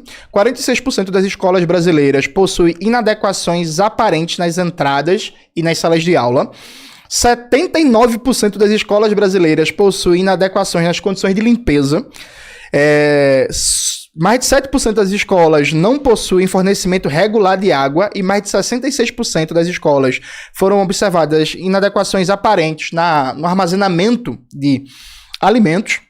Né? Além de que 63% das escolas não têm sala de leitura, 88% delas não têm laboratório ou sala de informática e 80% não disponibilizam de equipamentos de informática aos alunos, inclusive internet. Veja, essa é a situação da escola brasileira. A escola brasileira não tem água de verdade, sabe? Não tem banheiro. Vários problemas. Inclusive, há uma tendência no Brasil de pegar uma escola com a infraestrutura precária, dizer que é uma escola de tempo integral, colocar o aluno lá o dia inteiro, que não tem nem água para tomar banho. Então tem problemas básicos, por exemplo, as meninas quando estão menstruadas não tem água no banheiro para trocar o absorvente, né? Não tem ventilador, não tem ar-condicionado, não tem biblioteca, não tem sala de informática. Professores trabalhando em 2, 3 turnos. Problemas na merenda. Em Pernambuco, meu estado, o ano inteiro, 2024, teve problemas com a merenda, inclusive situações de alunos passando mal, comendo a merenda. Fora coisas meio mal cheirosas, que é, por exemplo, Pernambuco, Roberto, é um estado pesqueiro. Tem 40 mil famílias que vivem da pesca artesanal em Pernambuco e o governo do estado compra o pescado que serve para os estudantes em Santa Catarina. Que história é essa, sabe? Vários protestos ano passado em Pernambuco em defesa da merenda. Esse ano atrasou a entrega do kit escolar em Pernambuco. Então os alunos começaram as aulas, não tinha farda, não tinha caderno. Esses são os problemas concretos da educação. São os problemas que nossas crianças e adolescentes passam o dia inteiro. Sabe? Esse é o que preocupa os pais e as mães do Brasil. Aí você vem para um debate sobre educação, o sujeito ele tá dizendo assim, mas no programa de pós-graduação de Jones Manuel, quem faz a banca são os professores. É claro, como é na maioria dos programas de pós-graduação do Brasil inteiro. É inacreditável. De verdade, Will, que eu teria vergonha. Tu tá nível capureso, já tu pergunta se eu tenho um relacionamento aberto. É um negócio vergonhoso. Próxima vez que eu voltar aqui e conversar de novo com o Padre Fábio vai dizer de novo, aquele menino ali passou uma vergonha. Porque é inacreditável, de verdade. Eu tô suplicando para ver se você consegue falar algo útil sobre a educação brasileira, além desse espantalho. Ei, tem marxismo, tem comunismo em todo lugar, pelo amor de Deus. 2 minutos, Wilker, sua réplica. Já dizia o sábio que a prepotência e a arrogância precede a queda, né? Então, é a postura que ele resolve adotar. A minha é de humildade, é de apresentar a realidade com base na minha perspectiva, que é silenciada dentro desse âmbito universitário mesmo. Só que chegando ao mérito da questão aqui, porque vocês estão vendo o comportamento de ambos, né? Ele diz que é padrão ter professores numa banca de pós-graduação. Realmente, é disso que eu estou falando. O problema está aí. Um dos principais problemas, foi assim que eu abri minha fala, está na pós-graduação nesse sentido de produção acadêmica, que a gente tem essa inviabilização de quem pensa diferente.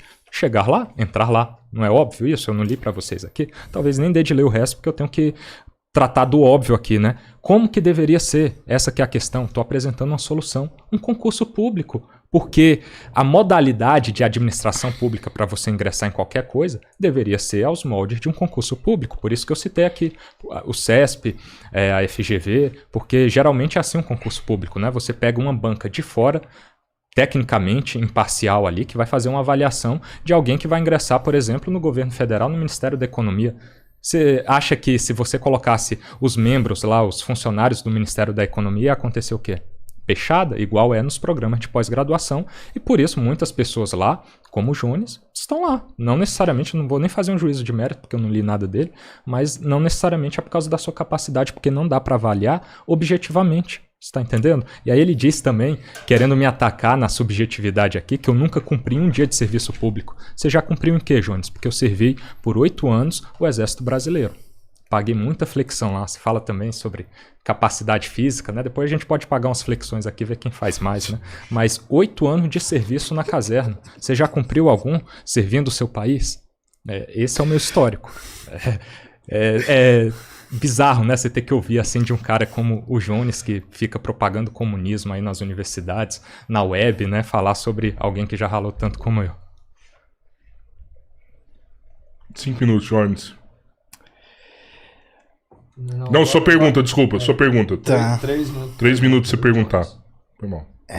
Gente, assim, eu tô um pouco chocado. O Will, ele acabou de me chamar pra pagar flexão, ele quer ver meu braço. Enfim, vamos tentar aqui manter a seriedade em respeito a você que tá acompanhando esse debate. Veja, um dos problemas que a gente tem no Brasil... Pronto, aliás, antes de entrar na pergunta, tem uma coisa muito importante. O Wilker, ele acabou de confundir um concurso público para assumir um cargo público com a seleção de pós-graduação. Gente, são regimes jurídicos diferentes. Um pós-graduando, ele não é um funcionário público. Ele é um pesquisador. E a entrada nesse programa de pós-graduação está submetida tanto ao regimento da universidade quanto ao regimento da pós. O regimento do programa de pós-graduação, ele se adequa ao regimento da universidade.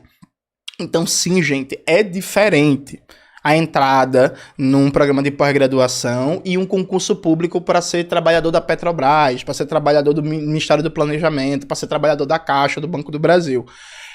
Quando você vai fazer um concurso público para trabalhar no Banco do Brasil, sim, é uma banca que faz a prova, não é o próprio Banco do Brasil. Mas são coisas diferentes, Wilker, pelo amor de Deus, sabe? Aliás, é comum nos programas de pós-graduação em doutorado não ter prova, ter análise de projeto e defesa do projeto. Isso não é uma anomalia, isso é comum, enfim. É até surreal tá tendo que explicar isso, mas é bom que o Wilker tome uma aula sem atrapalhar a aula, né? Wilker, vamos ver se você está preocupado realmente com a politicagem. Veja, o Brasil tem eleições a cada 2 anos, né? Os professores da rede básica do país, a cada 2 anos eles sofrem um constrangimento muito grande. Por quê?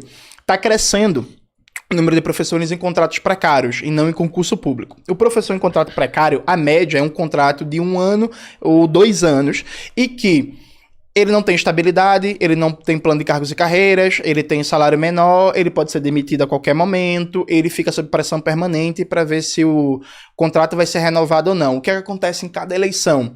Né? O político do momento, o governador, o prefeito, obriga os professores a fazer campanha, querendo ou não, porque se não fizer campanha, depois o contrato não é renovado. Hoje o Brasil, e em todo o país, tem mais professores em contrato precário do que em concurso público. O que é que você acha da situação? O que é que você tem a dizer? O que é que você tem a propor para mudar essa situação? Porque quem é professor e professor e está assistindo, tenho certeza que já passou na sua vida, em algum momento, pela situação de ser obrigado a contragosto a fazer campanha eleitoral para alguém, porque infelizmente não tem a estabilidade, não tem a segurança do emprego. Inclusive, Wilker, não pode nem sequer denunciar um caso de corrupção, por exemplo, na escola. Porque se você não tem estabilidade, se você denuncia, você cai.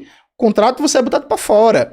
Então prejudica tudo o desempenho do trabalho docente. Qual é a sua proposta, a sua ideia para enfrentar a questão? 5 minutos, Wilker. Antes de a gente chegar nesse aspecto, a gente tem sempre que voltar ao óbvio, porque o Jones só trabalha com sofisma, distorção da realidade. Ele faz parecer um argumento verdadeiro de que a natureza jurídica é distinto de um processo de seleção para um programa de pós-graduação no âmbito da administração pública, como para qualquer outra coisa no âmbito da administração pública. A gente precisa esclarecer esse fato que é óbvio para qualquer estudante de direito de concurso público, não precisa estar nem na faculdade, você já tem um conhecimento disso, que é o artigo 37 da Constituição Federal.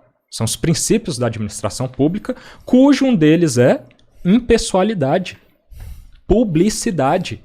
A gente precisa ter o máximo de técnica. É a conjunção do que esses dois termos, esses dois princípios querem no final das contas. Dar imparcialidade e técnica para que a gente possa ter a seleção mais imparcial possível. É basicamente isso. Então, por exemplo, no âmbito universitário, a gente não tem o Sebrasp aqui no âmbito da UNB fazendo avaliação para o vestibular da própria UNB? Eu acho que é, né? Deveria então ser os professores, né, dos departamentos respectivos, já que a lógica é essa. Olha que lógica mais distorcida da realidade dentro do próprio âmbito que ele está querendo trazer como distinto, né? Que é o universitário. Você sabe por que o programa de pós-graduação tem isso? É por causa daquela distorção importante que eu falei que é a base de todos esses problemas que vai dar no ciclo. Desde quem vai ser docente, desde a perseguição na graduação, quem entra ou não no programa de pós-graduação, que é a autonomia administrativa da universidade, artigo 207 da Constituição Federal. Ela pode fazer basicamente o que quiser. Isso é um absurdo. Toda a administração pública, tenha noção disso, toda a administração pública, inclusive a presidência da República, né? Poder executivo, cheio de poder, né, na teoria, não tem autonomia administrativa para fazer o que quiser.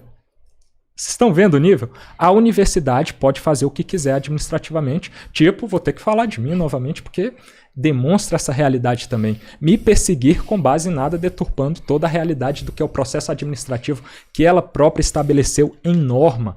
Então, esse é o problema básico que eu estou falando aqui. E o nosso guerreiro pediu para eu não pediu para eu desenhar, então não vou desenhar. Eu acho que ele já entendeu, né? Que é essa questão de mérito da autonomia administrativa, educacional, que permite toda essa bagunça. Então, como eu estou com tempo, eu vou terminar de ler aqui o edital do nosso nobre Jones aqui, para vocês verem o nível da deturpação que é. No item... Deixa eu só me reencontrar aqui, que no item 5.1 é estabelecido que essa comissão avaliadora será composta por 4 docentes do próprio programa de pós-graduação para o qual o candidato está se submetendo e apenas um externo de outro curso. Vocês estão vendo? Os orientadores do programa de pós-graduação vão fazer a avaliação dos candidatos que vão entrar para eles orientarem. Vocês acham que corre o risco de ele colocar alguém que ele não gosta lá? Vocês lembram, né, que eu li aqui que um dos critérios é entrevista. Primeiro você avalia o projeto de dissertação ou tese, que um é para mestrado e outro para doutorado, e aí depois tem o quê? A entrevista. Essa avaliação vai ser subjetiva ou objetiva? Mas pelo amor de Deus, né? Tem nem como fugir dessa realidade aqui. E aí, diante disso, a gente tem as grandes teses e dissertações que são produzidas lá, né? Olha só o nível, antes disso, né, vinculado à linha de pesquisa. Eu vou ler a linha de pesquisa para vocês do serviço social lá. Direitos, movimentos sociais, relações de exploração agrária, urbana e de opressão. Essa é a linha de pesquisa que você tem que se submeter seu projeto para pesquisar lá dentro. Só que a esquerdismo não é. Então já seleciona, né, só pessoas de esquerda para estar lá. Mas aí falando aqui sobre as teses e dissertações produzidas, olha elas aqui, ó. A subordinação da agricultura ao capital. Fundamentos da subordinação do trabalho ao capital. A pobreza no contexto da sociabilidade capitalista. Capitalismo monopolista, produção e reprodução da violência. a relação do suicídio com o trabalho na sociedade capitalista. A violência no capitalismo contemporâneo, uma expressão de alienação humana. Vocês estão vendo o nível disso aqui? Está sendo produzido nessa linha de pesquisa que é impossível produzir alguma coisa distinta, algo distinto que seja, que não seja, na verdade, de esquerda, não vou nem dizer que seja de direita, que não seja de extrema esquerda radical vinculada ao comunismo, né? Tá sempre criticando o capitalismo. Vocês viram aqui, né? O suicídio, o trabalho no capitalismo, a opressão e o capitalismo. Meu Deus, a realidade está aqui para quem quiser enxergar. É impossível alguém de direita, alguém que não pense com uma hegemonia de esquerda na universidade, entrar num programa de pós-graduação e futuramente poder ser docente. Segunda vez que ele passa tempo, viu? O Robertinho, ele é tendencioso. Ele é tendencioso. Mas vamos lá. 4 segundos, mano. Não, já tá falando besteira para não falar demais. Bora nessa. Liberem meu tempo, por favor. 2 minutos aí, Jones. Tá. Ô, gente, o Wilker, ele ficou conhecido por gravar aulas, né? E aí, gravando aula, constrangendo professores, editando depois, ele até parece um pouquinho inteligente.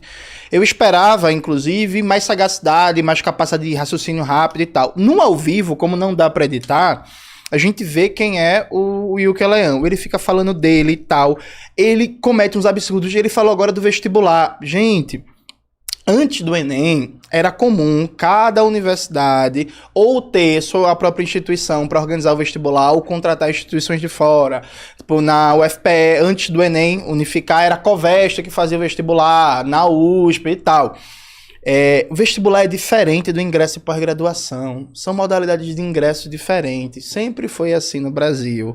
É assim, inclusive, na maioria das universidades do mundo inteiro. O programa de pós-graduação organiza sua modalidade de ingresso. Não tem nada de errado, não tem nada de absurdo. E sim, alguns programas de pós-graduação têm tendências para lá e para cá. Já acabei de citar para vocês, se você pegar em mente dos programas de pós-graduação da economia, a maioria são liberais. E aí, isso é um problema? Eu quero combater os programas de economia? Não, pô. Deixa a galera fazer o trabalho, a pesquisa, e a gente vê o que é bom, o que é ruim, o que é útil, o que não é útil para pensar os problemas do Brasil.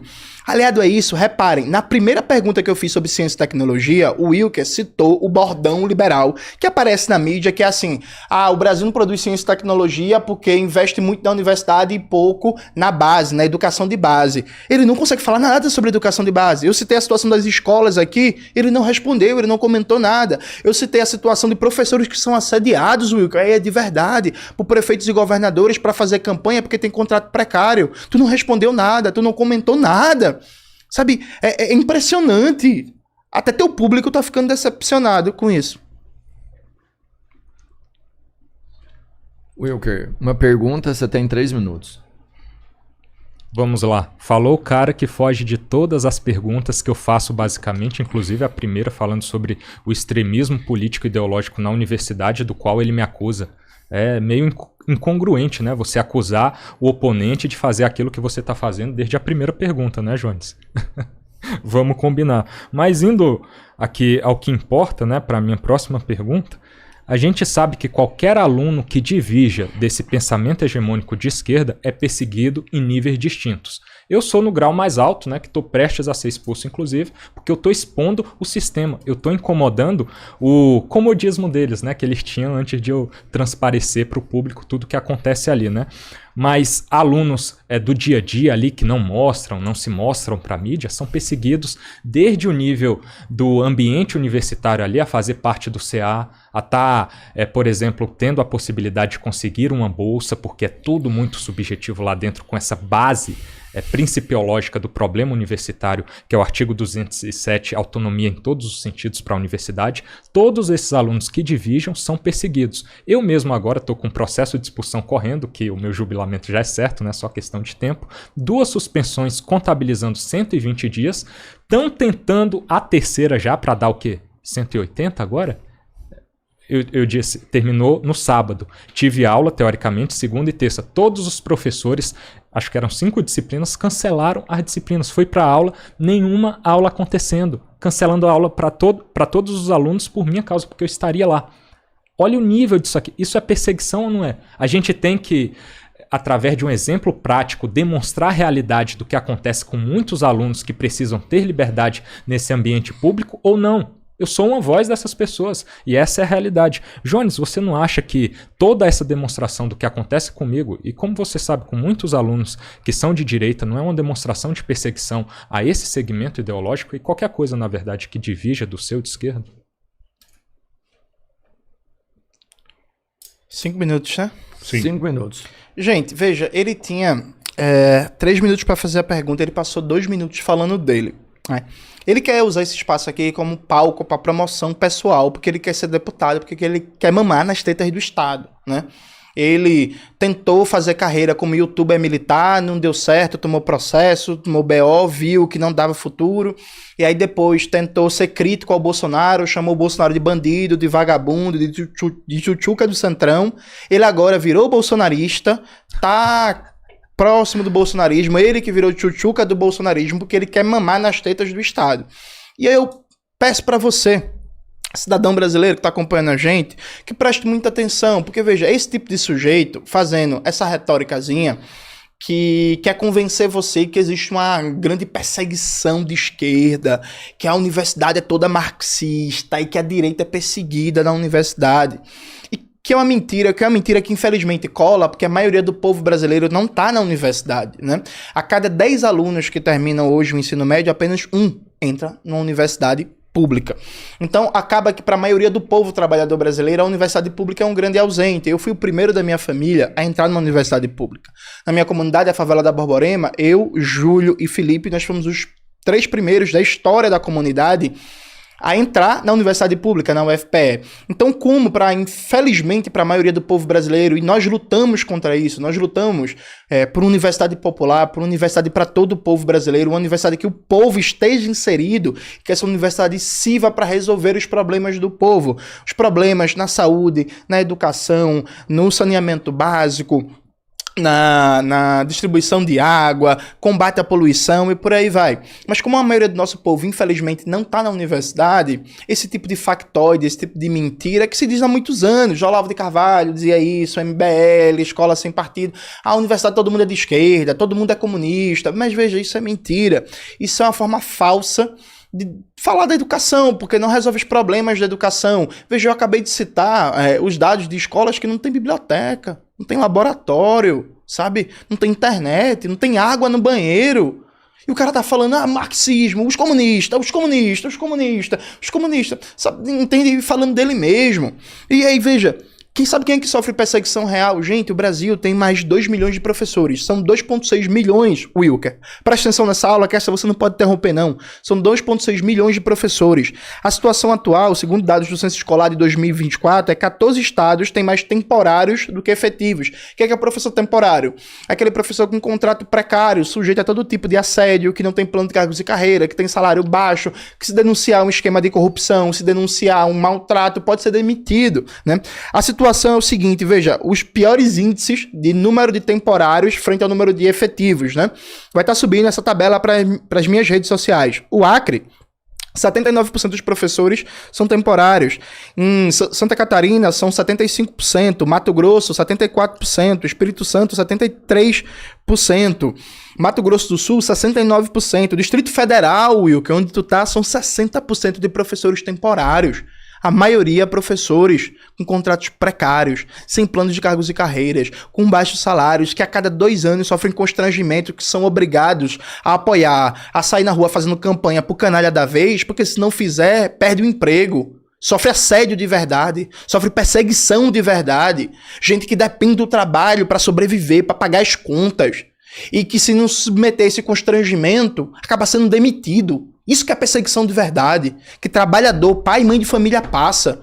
Tá fazendo gracinha na internet e fazendo videozinho pra ganhar dinheiro não, e agora querendo mamar nas tetas do Estado não. Continuando, Rio Grande do Sul, 60%, Ceará, 60%. Veja, em Pernambuco, meu estado, na última eleição, 2024, a gente acompanhou, inclusive eu ajudei até a fazer uma denúncia, sobre um grupo de professores que no dia que é para fazer campanha eleitoral, os professores são liberados da escola, obrigados a fazer campanha e não pode nem sequer colocar atestado, porque se colocar atestado, o gestor é obrigado a dizer assim, ó, vou anotar aqui, você faltou, não veio e vai dar problema. Isso é perseguição política de verdade, gente. Sabe? Professores assediados, professores adoecendo. Já eu vou trazer os dados aqui para você, porque se não sou eu trazer isso, o Wilker Leão não traz, de quantos professores se afastam do ambiente da sala de aula por adoecimento físico e mental. Aí o sujeito, a prioridade tem que ser a educação de base. Fala alguma coisa, Wilker, de educação de base. Dá alguma contribuição, dá alguma ideia. A gente já entendeu que você se acha o centro das atenções, que você é a vítima, que você quer mamar no dinheiro do Estado, mas dá alguma ideia. Calma, Jones, você tá esquentadinho, né? Nessa você ficou esquentadinho. Fica calmo, Jones, você consegue. Só que quando você fala que eu quero ser o centro das atenções, ao mesmo tempo você fica 2 minutos da sua fala de 5 falando sobre mim, criando um argumento, com todo respeito, tão burro assim sobre oportunismo, que ele mesmo narra a minha trajetória, desde quando eu estive lá aos meus 8 anos no Exército, chão de fábrica. Gostam de falar de escala 6x1, né? Eu era a escala que não tem nem como designar, porque a gente tirava serviço 24 horas, já emendava no expediente. Esse serviço era de uma folga em muitas semanas de apenas 24. Você folgava um dia, já estava de serviço nessa dinâmica de 24 horas virando e no expediente de novo. Escala preta, vermelha, de semana, de final de semana. Eu fiz isso por 8 anos. E eu era, modéstia à parte, meus pares podem confirmar isso, o melhor cabo da minha organização militar. Só que eu via os problemas lá dentro. E eu não podia fechar os olhos para aquilo. O que eu fiz? Eu anunciei para o público, olha, isso está acontecendo, com todo o respeito do mundo, mas fiz meu canal na internet, olha, a gente está com problemas em legislação militar nesse seguinte sentido, sofri tudo que fosse preciso para fazer aquilo que eu acreditava, saí sendo um cara de direita, questionei o Bolsonaro, tentei mesmo construir uma terceira via naquela época, com Sérgio Moro, que apresentava uma alternativa ao Bolsonaro, porque tenho minhas críticas a ele. Felizmente hoje a gente consegue unir a direita em torno disso, mesmo que eu não precise ser bolsonarista, como não sou, e sou acusado de ser de um jeito totalmente deturpado da realidade, e a gente não consegue nem falar do que importa, porque ele fica a todo tempo falando de mim, obviamente provocando uma defesa, porque eu não posso deixar essas inverdades passarem, e ele não quer discutir de fato e deixar com que eu fale a minha visão de mundo acerca daquilo que é uma realidade de educação básica e superior. Mas assim que eu tiver a oportunidade aqui, a gente vai falar sim sobre educação básica também, que é fundamental, e a gente tem esse problema de ir mais dinheiro para a universidade e não para lá, e é culpa dessa sistemática orçamentária. Jones pergunta. Gente, veja, como vocês percebem, o Wilker, ele tem uma limitação objetiva, ele não entende de educação. Vamos lá, isso aqui, a esse momento, quanto tempo a gente já tem de debate? 1h30, isso já está configurado. O Wilker não entende absolutamente nada de educação, né? Ele repete chavões, né, que ele decorou, tem mais dinheiro para educação superior do que básica, e aí morreu. Veja, eu vou só insistir num ponto, em solidariedade a todos os professores e professoras do Brasil. É um absurdo.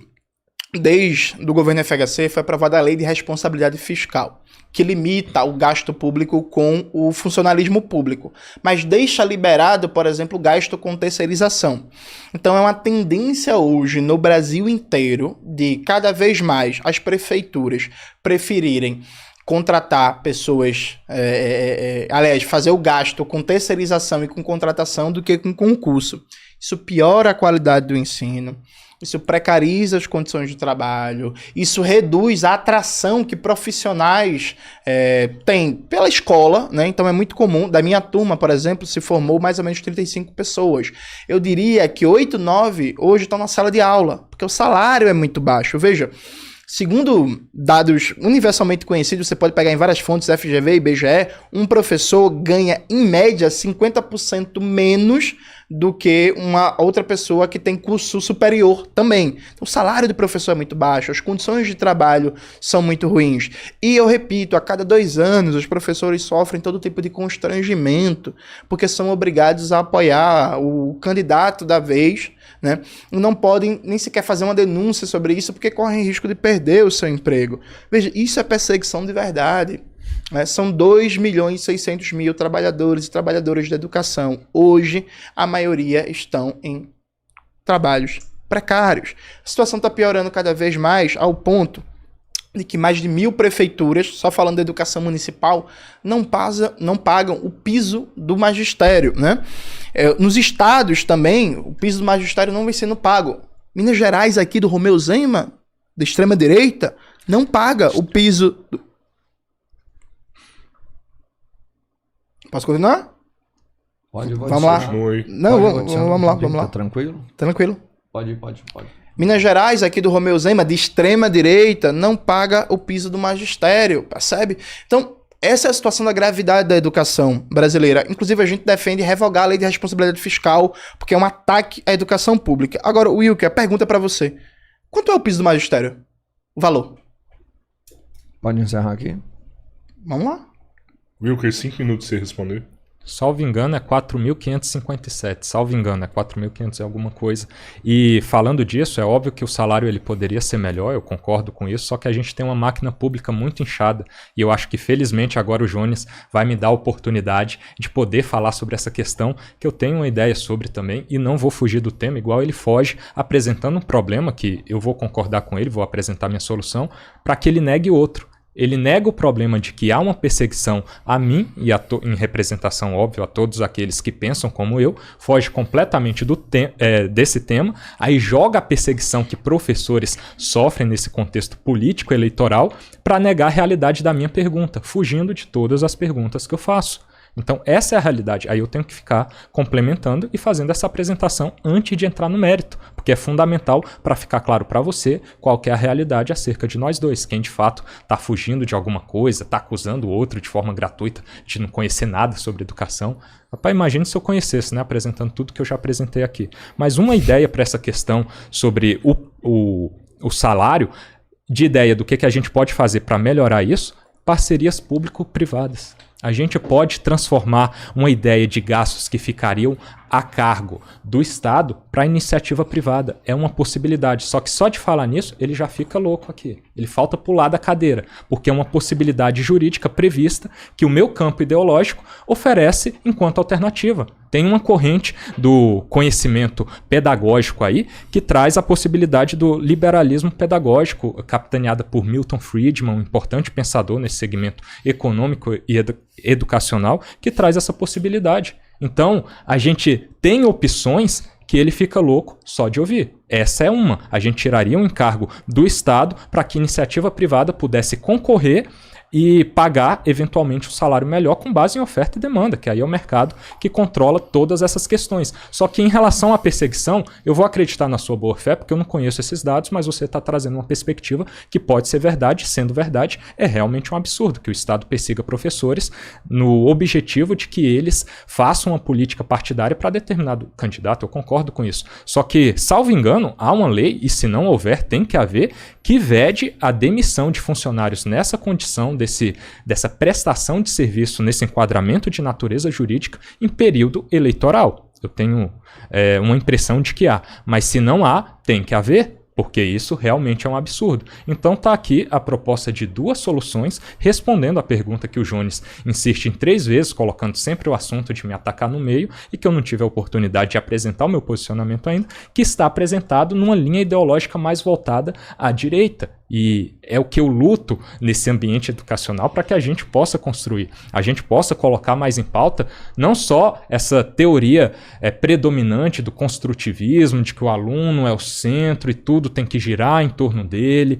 e o pensamento pedagógico marxista está sempre em voga ali com base nessa ideia que vem de Piaget e vem de uma lógica marxista e traz esse conhecimento nesse sentido, mas que não, tem também um conhecimento no sentido diferente de um liberalismo pedagógico na ótica de Milton Friedman, por exemplo, que traz essas possibilidades de a gente entender a educação de uma forma distinta, resolvendo problemas como o que o Jones trouxe aqui, por uma nova ótica.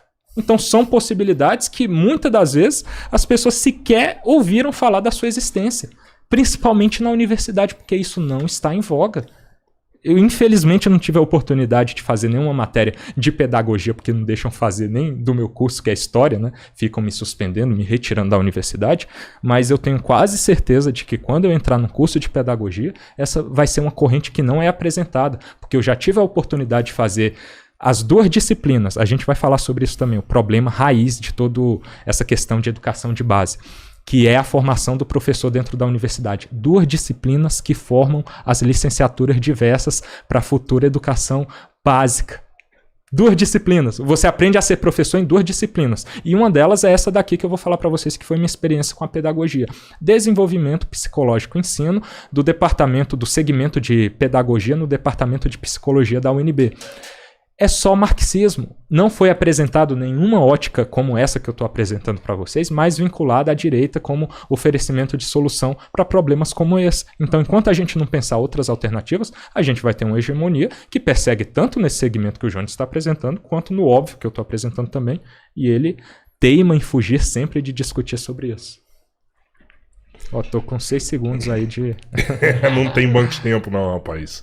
2 minutos aí, Jones. Posso ir.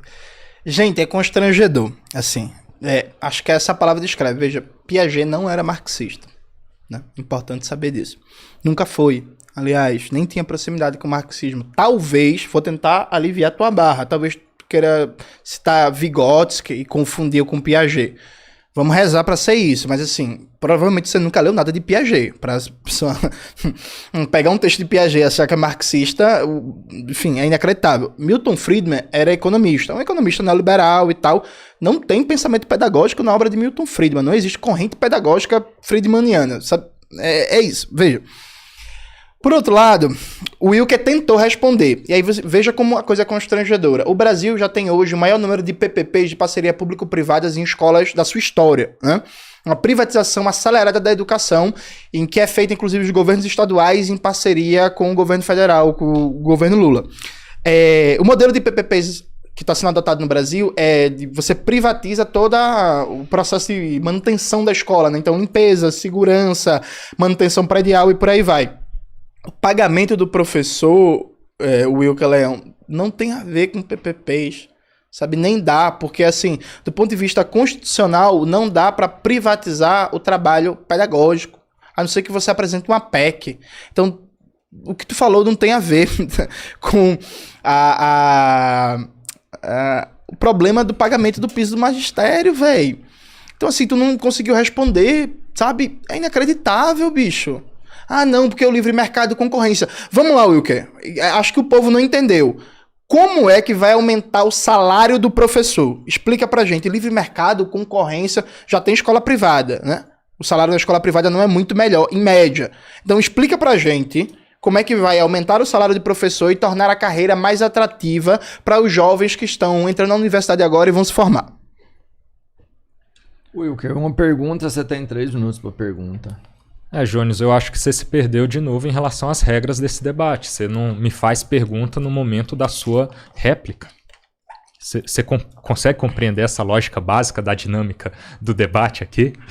Você faz pergunta no seu momento. Então, no seu momento, você me faça essa pergunta que eu responderei, porque agora é a minha vez de fazer pergunta. E, novamente, se não tiver entendido, o caderninho está aqui para eu desenhar para você. Mas a pergunta é muito simples sobre uma questão fundamental em educação superior e educação básica também, que são na verdade, a formação dos nossos currículos. Novamente, artigo 207 da Constituição é um grande problema. Autonomia absoluta educacional. A universidade pode compor o seu currículo com base no que ela quiser. É basicamente isso. E a gente tem a base nacional comum curricular também para educação básica, que é um reflexo disso. A gente tem uma abertura completamente abstrata hoje de que não se tem mais uma lógica de ensino de conteúdos determinados. A gente vai aprender aqui período imperial em história, por exemplo, do Brasil. Não tem isso. Tem uma abstração qualquer para a gente aprender algo na construção do conhecimento a partir de uma lógica construtivista, que é o que predomina hoje. Olha o nível do absurdo que a gente tem aqui, por exemplo, na BNCC, que é essa Base Nacional Comum Curricular que eu estou falando para vocês, sob o código EM 13LP 45, que determina que um professor deve lecionar em português. Ela diz o seguinte: compartilhar sentido construídos na leitura escuta de textos literários, percebendo diferenças e eventuais tensões entre as formas pessoais e coletivas de apreensão desses textos, para exercitar o diálogo cultural e aguçar a perspectiva crítica. A coisa mais abstrata do mundo. Isso é a base de ensino de português na educação básica. Então, a abstração, o relativismo, o construtivismo tomou conta de toda a educação de forma geral a partir desse preceito lá atrás da autonomia completamente aberta para você montar um currículo. Jones, você não acha que é bastante problemático que a gente tenha essa abertura completamente abstrata e sem objetividade no âmbito tanto da universidade, que gera tudo isso que eu estou lendo para você aqui, que apesar de você concordar, é óbvio, você ser desse segmento, não seria importante a gente ter introdução à sociologia, por exemplo, pensamentos distintos? Não seria interessante a gente ter em educação básica aqui, como nesse código da Base Nacional Comum Curricular que eu te apresentei aqui, um ensino do português mais concreto, mais objetivo do que essas abstrações que vai gerar mais confusão, menos aprendizado, menos até liberdade e capacidade para o professor organizar a sua aula? Como que você pensa essa questão da bagunça que é a organização de ementas, educação afora? 5 minutos, Jones. Gente, vamos lá. O Wilker Leon, ele não sabe o que é construtivismo, né? Assim, ele não faz ideia. Ele achava que Piaget era marxista, ele não sabe o que é construtivismo. Ele citou relativismo aqui de uma maneira, enfim, sem ter noção da profundidade filosófica do que ele tentou falar. E reparem que ele é incapaz de responder qualquer coisa sobre a educação básica no Brasil. Ele abre a primeira resposta dele com bordão liberal. O problema do Brasil é que se investe muito em universidade e pouco em educação básica. Todas as vezes que a gente faz um debate sobre educação básica, sobre problemas concretos da escola, da educação no Brasil, ele simplesmente não responde, porque ele não tem o que falar. Na pergunta passada, ele ficou falando de livre mercado, pipipipopopó, errou o valor do piso magistério, mas isso é detalhe. Falou de Milton Friedman como corrente pedagógica, falou que Piaget era marxista e não respondeu. E aí, veja, aí ele volta para uma caricatura dizendo que o grande problema é que tem muita doutrinação ideológica, que o povo é muito de esquerda. O que é curioso, porque ele já arrotou aqui, já ficou se pavoneando de que ele tem muito engajamento e tal. Ele queria uma banca de TCC que fosse ele, Tiago Braga e Nicolas Ferreira, porque aí pra ele ia tá bom. E ele não consegue debater. E aí, o que eu vou fazer? Assim, eu, de verdade, assim, respeito a você, eu vou continuar ignorando essa coisa egocentrada de eu sou perseguido e tem uma perseguição e os comunistas estão tomando a universidade e todo mundo tem que ser marxista, e vou debater problemas concretos da educação. Veja, o grau de precarização e de piora das condições de trabalho dos professores no Brasil se reflete nos índices de adoecimento. Vamos pegar o exemplo aqui de Minas Gerais, né? Estamos em Minas Gerais, Triângulo Mineiro. Em Minas Gerais, Roberto e Rodrigo, em 2024, juntando os dados da rede estadual e da rede municipal, mais de 20 mil professores pediram afastamento por problemas de saúde. E aí vem desde transtornos mentais leves, até burnout, até lesões ósseo-musculares, principalmente na coluna, ombros e por aí vai. Então veja, esses números de Minas Gerais, eles estão em proporção com todo o Brasil, né? Então, São Paulo também é uma média de 20 a 25 mil professores que por ano pedem afastamento por problemas de saúde. Em São Paulo, todos os dias, 112 professores pedem afastamento da sala de aula por problemas de saúde, sabe? Então, isso tem a ver com condições de trabalho. Então, como o piso do magistério não é respeitado, é muito comum um professor estar em 2, 3 escolas, não trabalhar manhã, tarde e noite, e chega um momento que tem burnout, não aguento. Isso tem a ver com a própria infraestrutura da sala de aula. Não tem ventilador, não tem ar-condicionado, não tem refrigeração, às vezes tem problemas de onda de calor e o professor simplesmente não aguenta, né? É muito comum problemas vocais, inclusive. Isso tem a ver, inclusive, com a quantidade de alunos por sala de aula, porque o recomendável é de 10 a 15 alunos por sala de aula. O Brasil, a média é 25 alunos, mas a gente sabe que a média esconde realidades de professores estando numa sala de aula com 40, com 45. Eu já dei aula para 42 alunos, quando eu era professor da rede estadual da Bahia, sabe? 42 alunos. Então, salas excessivamente cheias, ambientes estressantes, de violência, falta de tempo para preparar a aula, porque da jornada de trabalho para receber o piso, né, que são 40 horas semanais, 1/3 dessa jornada de trabalho tem que ser para preparação de aula, para estudo, para formação. A maioria dos estados e dos municípios não respeitam esse 1/3 de preparação, de aperfeiçoamento, de estar preparando aula. Então, esse conjunto de problemas provoca um colapso da carreira de professor no Brasil. O governo Lula lançou um programa, o Pé de Meia Licenciatura, que foi um fracasso, porque o problema não é dar uma bolsa para quem vai estudar, o problema é a carreira de professor. A carreira de professor está desvalorizada, está desprestigiada, as condições de trabalho estão cada vez piores e a gente já tem falta de professores de maneira absoluta em várias disciplinas, como matemática, física e química, e a gente está próximo de entrar num colapso geral da disponibilidade de docentes. Então, ao invés de a gente estar debatendo isso, ao invés de a gente estar debatendo a carreira docente, as condições de trabalho, de salário, infraestrutura das escolas, o Wilker está preocupado com ele, porque ele quer fazer propaganda para ele mesmo, porque ele quer ser deputado para mamar nas tetas do Estado, receber um salário de 50 mil e ficar rico às custas de vocês. 2 minutos, Wilker. Novamente o Jones transformando o debate sobre mim ao mesmo tempo que ele foge da pergunta, que eu vou ter que desenhar a regra agora, porque você não está entendendo. Eu te fiz uma pergunta e você não responde. Você foge. Não era para debater problemas da educação básica. Eu estou trazendo um que é a Base Nacional Comum Curricular. Você fugiu completamente, você nem tocou no assunto como se ele não tivesse sido trazido aqui. E aí, ao mesmo tempo, ele quer dizer que eu fujo de responder tudo que eu tô respondendo aqui e dizer que eu quero me promover, fica falando, você tá com medo de eu ser deputado, né, cara? Vai chegar a hora, calma, ô Jones, calma. Porque vocês do Partido Comunista aí não conseguem posições assim, toda hora ele tem que ficar falando sobre isso pra dizer que sou eu falando sobre isso. Olha o nível de distorção da realidade. Acho que todo mundo tá assistindo essa realidade aqui. Ainda quer fazer lacradinha com, a banca, ele quer que a banca seja composta por ele mesmo, o Thiago Braga e o Nicolas Ferreira. O cara deturpa a realidade que eu estou dizendo que deveria ser aos moldes do que é um concurso público, Sebrasp, a FGV. Isso significa dizer que seria a minha parcialidade da vez agora? A minha turminha?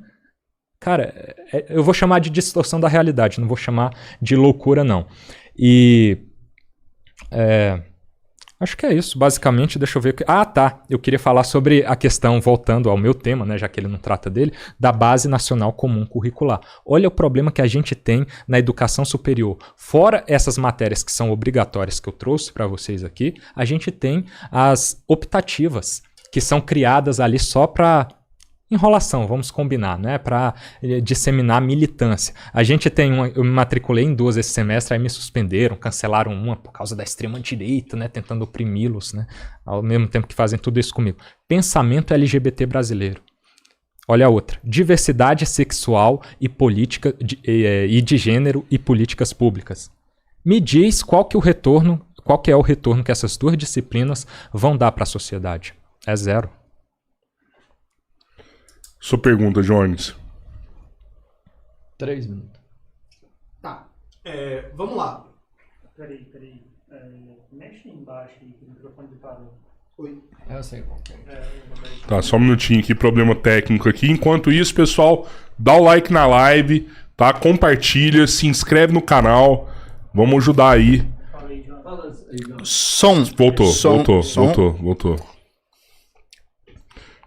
Na próxima aí, a gente pode passar para gerais ou vocês ainda querem continuar mais um pouquinho em educação? A Você gerais tem mais que tu fala perguntas do chat? não, de vocês, aleatórias de E vocês. depois a gente vê Sobre outros do chat assuntos. também, não? Eu tenho algumas aqui ainda, viu? Não, então vamos continuar na O educação. Jones vai fugir, mas eu tenho algumas Não, aqui vamos ainda. continuar na educação, tá bom. Beleza, tá bom. galera, compartilha, dá O like. pessoal tá gostando, tá bom. Se puder, sejam membros. O Wilker, então, prefere continuar na educação aí, debatendo a educação. Vai lá, ô Jones. Jones, Sua pergunta. Então, pergunta. Vamos lá. Pode? Pode, com certeza. Vamos lá. Vamos lá, gente. Aproveitando esse espaço para debater aqui com todo mundo que está assistindo a gente, inclusive, mais uma vez, agradeço vocês estarem dedicando essa noite para ver um debate, uma conversa sobre educação. Vejam, hoje no Brasil todo mundo fala que é a favor do ensino integral, né? Inclusive todo candidato a governo do estado e tal diz que vai ampliar o ensino em tempo integral, o candidato a prefeito fala que vai ampliar o ensino em tempo integral.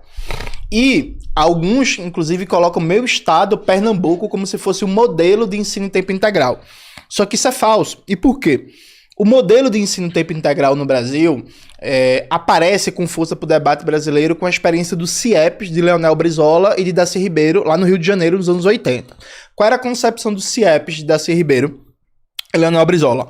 É uma escola com uma ótima infraestrutura, em que o jovem vai passar o dia inteiro e vai ter não só os conteúdos normais, português, matemática, história, geografia, sociologia, filosofia, inglês, espanhol e tal, mas vai ter também acesso a esporte, vai ter acesso a lazer, ter acesso a um balé, judô, artes marciais, aula de música, vai ter acesso a acompanhamento psicológico, odontológico, assistente social, piscina, natação e por aí vai. Ou seja, é pensar a formação integral da criança, é garantir que ela passe a manhã e a tarde inteira num ambiente com ensino, com cultura, com pesquisa, com artes, com esportes, seguro, bem alimentada e bem cuidada, inclusive para corrigir é uma palavra ruim, para atenuar as desigualdades sociais próprias da realidade brasileira. Muitas pessoas que estão acompanhando a gente devem ter estudado no CIEPs, né? O modelo atual não é o modelo do CIEP.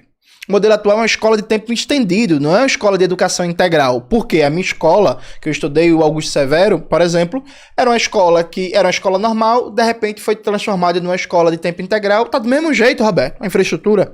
Nada mudou, não tem quadra poliesportiva, não tem laboratório, não tem espaço para tomar banho, não tem aula de música. Então, veja, esse é um falso modelo de educação integral. É só uma escola de tempo estendido. A gente precisa fazer um debate sobre um verdadeiro modelo de escola de tempo integral, para que não só os alunos passem o dia na escola, como seja prazeroso passar o dia nas escolas. Hoje, o que você mais vê são estudantes reclamando que passam o dia na escola e não tem o que fazer, que a escola não tem nem sequer capacidade de oferecer uma grade curricular que consiga preencher com os conteúdos e os conteúdos extras de esporte, de música, de arte, de lazer e por aí vai. Então, Wilker, o que é que você tem a dizer sobre o modelo CIEPs, idealizado pelo Darcy Ribeiro, que inclusive é criador da UNB, da universidade que você atrapalha as aulas? 5 minutos.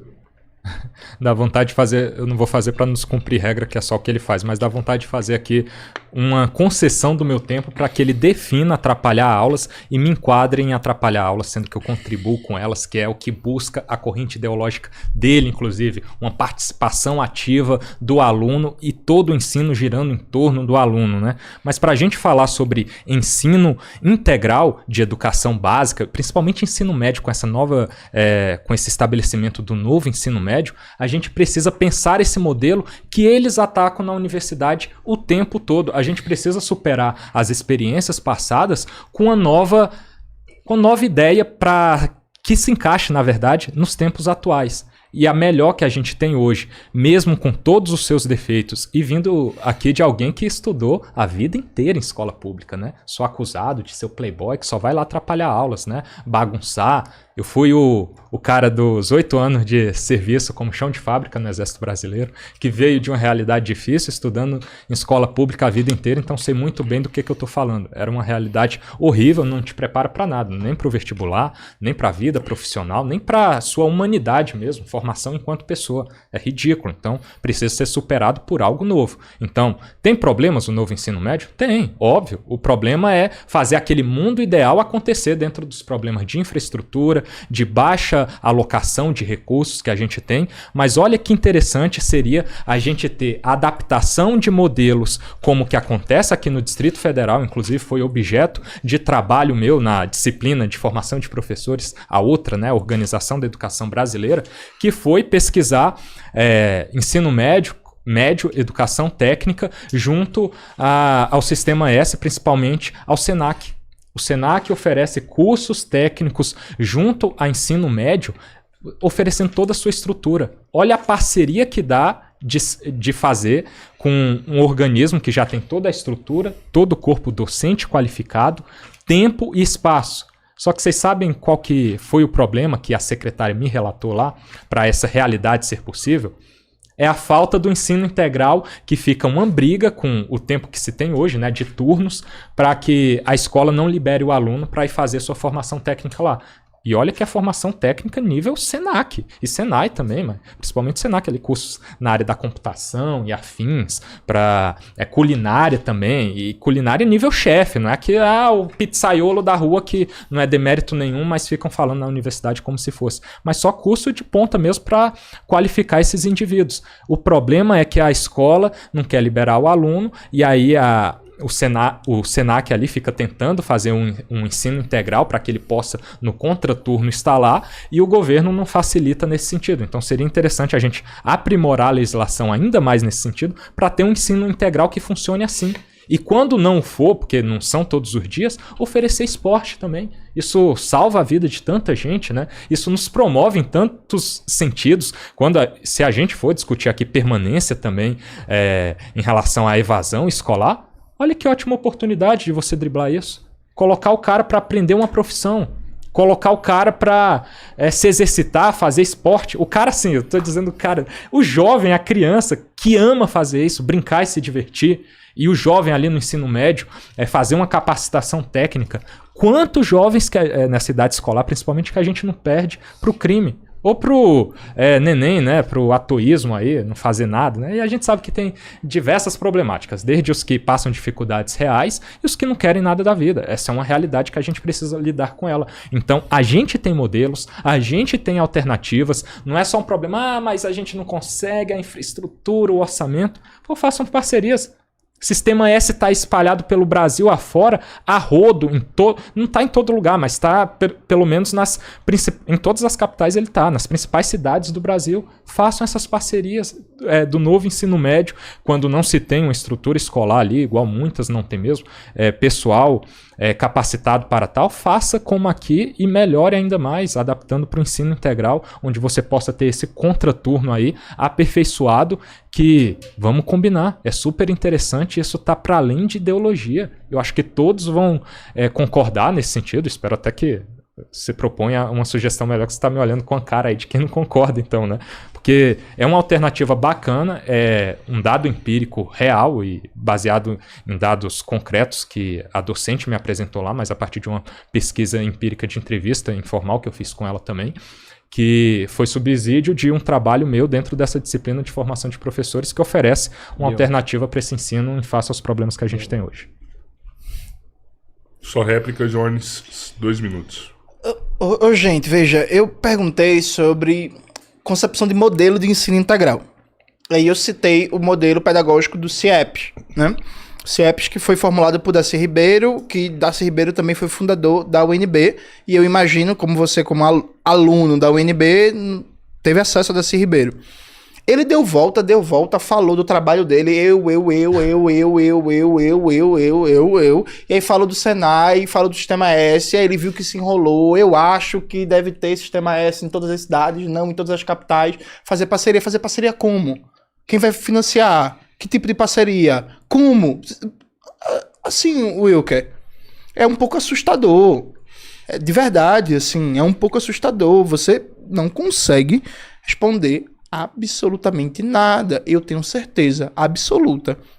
Neste momento, até os seus fãs devem estar no chat decepcionados e assustados.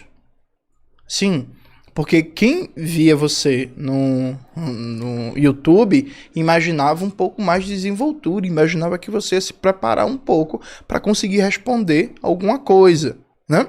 Mas só dialogando com vocês, veja, o modelo atual de ensino integral não é ensino integral. É uma escola de tempo estendido. Para a gente conseguir realmente colocar em pauta uma escola integral, uma das coisas que a gente precisa é acabar com as restrições fiscais ao gasto público como novo teto de gastos. Com o limite colocado ao crescimento do investimento público, não tem como a gente reformar o sistema escolar brasileiro e criar as condições de infraestrutura pra gente ter um modelo CIEP no Brasil inteiro. Inclusive tem um vídeo no meu canal, Leonel Brizola e Educação Libertadora, em que eu debato o modelo do CIEP. Está subindo esse vídeo agora para as minhas redes sociais, para quem quiser salvar e conferir depois e conferir esse debate de maneira aprofundada. Pronto, rodada. E a gente tá falando de educação aqui no podcast Três Irmãos. Lembrando aí que o nosso orçamento público em educação, hoje no Brasil, passa 200 bilhões de reais. E a gente quer apresentar para vocês um poder onde você pode entrar no Estado e contribuir para o nosso país. Você pode contribuir como? Fazendo parte de uma Receita Federal, fazendo parte da Controladoria, de uma Receita Estadual. E para isso tem a Guruja, que é a plataforma hoje que mais aprova em concurso de Receita Federal, Receita Estadual e Controladoria no Brasil. Uma plataforma desenvolvida, totalmente gamificada. Para você entrar, ela vai te dar todos os insights, quanto tempo de estudo, vai comparar você com as pessoas que estão usando a plataforma, o seu desempenho. Ou seja, se você estiver acima da geral ali, você já está pronto para entrar num concurso público. Ela vai direcionar os seus estudos, quais matérias você deve estudar. Então já aproveita o QR Code na tela aqui, entra na Guruja, conheça a Guruja, que ela vai te ajudar muito a entrar pro Estado brasileiro. Beleza? Isso aí, vamos lá. Vamos lá, Wilker Leão, você já tem muitas perguntas aí, você disse, continuamos mais aí. algumas. Uma pergunta, então 3 minutos pra pergunta. Só que aí, ó, vamos acordar um Vai querer negócio fugir, aqui. né? Vamos lá. Tá no meu tempo, eu tô te dando tempo pra falar, não, né? não tá no tempo de ninguém ainda. Vamos acordar um negócio aqui. A gente vai levar isso aqui até que horas? Até 11? Ué, não sei, guerreiro. Você que ele fala quer fugir, aí, ué. pessoal. Você que fala Não, aí. 11 é o limite, porque senão eu vou querer adicional de insalubridade. Vamos até 11. Tá cansadinho Vamos de lá, não responder então nada, vamos, né, você Jones? quer... Vamos fazer mais 2 rodadas livres, então? Porque aí Toda tem um essa superchat, a arrogância gente pra vê fugir isso. ainda. Vamos Mais fazer uma. 2 de educação ainda. Tá legal o tema de Beleza, educação, vamos eu lá, acho que, vamos lá, né? então. E Você aí tá depois a acompanhando gente aí, você põe tá- pra geral. Será É. que tá acabando o escopo dele aí? Será? Rapaz, o Talvez. homem, vou Vamos, te falar, cabeleiro, tem vamos, bagagem cabeleiro. aqui, viu? Tem Larga bagagem de aqui. puxar saco. Não, não é vamos puxar fazer o trem. saco, não. O homem tem Então conhecimento, segue. mano. Mas Tem os dois conhecimento. têm, se você for falar de um, tem que falar do outro. Os dois têm, né? Vai, continua aí. Bora lá, Wilker. Não, aí tá 3 vendo? É minutos. isso aí que eu acho, pai. Porque aí vem e começa a lamber de um lado. Eu acho que é injusto. Vai, Robertinho, bora. Porque não é real. Para você de entendeu? enrolar, Vamos, velho. Roberto. Eu sei que tá controlando, mas Deixa eu sei o que Wilker, falou. deixa o Eu Wilker. deixo aí, mas Tá só bom, que eles tá têm bom. que pelo menos ter, vamos falar, dignidade, respeito, camaradagem aqui, entendeu? O trem tá seguindo certo, tá bacana, os dois estão pondo ponto e a galera lá que vai julgar se tá certo ou não. Não é você. Isso. Você tem que estar aqui na mesa é só pra participar, né? Pra fazer polêmica, fazer corte igual você tá fazendo, não. Deixa pra fazer comigo. Wilker, desculpa aí, vai. Não, tranquilo. Eu tô aqui na minha postura de sempre, de Eu sei onde discutir você a fica, eu sei como é que é. É fácil mesmo, não, meu irmão. Pois é. Põe um tempo É aí, isso. Robertinho. Bora. Tá vendo? Não, fica à Opressão, vontade. difícil. Vamos lá, tamo Mas aqui. é isso, é minoria, assim. Fisicamente também é complexo. Eu sei o que você passa. Bora, Tamo Robertinho. Tá vendo? Tem até às 11. Tem. Tem até às 11. Vai Tá, lá. beleza, eu tô Desenrola. esperando você. É o Na meu. hora que você Pode calar. rolar aí que eu vou até começando falando sobre isso. Pode. Beleza? Sim. Que é impressionante a arrogância do Jones, né, representando toda essa bolha de esquerda da universidade, que é a realidade que eu passo todo dia mesmo, que eles acham que são capazes de me ridicularizar, né? Vocês são uma bolha. O Jones fala como se o meu público tivesse constrangido. O meu público olha pra vocês e se vê representado em mim, vendo o absurdo que é. Caramba, essa galera realmente se fecha nessa bolha, nesse segmento, sem olhar para o mundo todo que existe aí do lado de fora, sem todas as possibilidades de enxergar de forma distinta e acha ainda que tá arrasando no ar de toda a sua arrogância. É por isso que vocês viram piada no meu canal, no meu engajamento, né, que o de vocês nem se compara, mas com todo respeito tenho que falar sobre isso porque é uma realidade também. E por isso que vocês se doem. E aí depois quer dizer que eu vou humilhar alguém, atacar alguém. É vocês que fazem isso consigo mesmos. Mas vamos lá falar do que importa, né? Indo para uma questão também fundamental para a gente discutir nessa seara, são os cursos que eu não gostaria de chamar de inúteis, assim, mas de pouco retorno social, vamos colocar dessa forma. A gente ter graduações no sentido de ciências sociais que deveriam estar vinculadas e concatenadas em um único curso, que é Ciências Sociais, a gente tem uma expansão em graduação, criando todo um problema orçamentário. Uma criação de um departamento, uma criação de gastos com o próprio departamento, físicos, né? Gastos com o pessoal, todo o pessoal que você vai ter que alocar naquele lugar ali. Gasto com os alunos, que você vai ter que colocar lá, sendo que não tem nem demanda para isso. Como é biblioteconomia, museologia, arquivologia, antropologia, até antropologia daria para forçar uma barra, assim. Mas tudo isso, e com todo respeito a esses cursos, sem querer desmerecê-los, mas a questão é, todos eles poderiam estar sintetizados no departamento de ciências sociais mais forte, com mais vagas, e isso ser explorado numa pós-graduação. Não faz sentido a gente gastar dinheiro do contribuinte com esses cursos que não dão retorno social e não tem nem demanda de emprego para isso. Quem dirá de pesquisa vai ficar produzindo que atoísmo? É o que vai dar no final das contas. Então, ter essa lógica de expandir algo que deveria estar sintetizado em um curso só, já vê o nível que está a universidade em relação ao respeito com o próprio dinheiro. E isso é o dinheiro do povo, é por isso que o tempo todo eu estou falando no meu canal. Eu estou aqui dentro para fiscalizar o que acontece e mostrar para você, para ver se você está satisfeito com tudo isso que eu apresentei aqui, sendo produzido com seu dinheiro e não te dando retorno social nenhum. Aí o Jones quer falar, a gente está lá atrás, por que será em termos de produção científica? Por que será? Será que é porque a realidade é essa? A gente está perdendo tempo com bobagem? A gente não está investindo onde mais precisa? Então, Jones, já que meu tempo está acabando aqui, queria saber a sua opinião sobre esses cursos. Eles dão retorno para a sociedade? Em que sentido? Explica para a gente a partir da sua visão aí, por favor. 5 minutos, né? 5 minutos.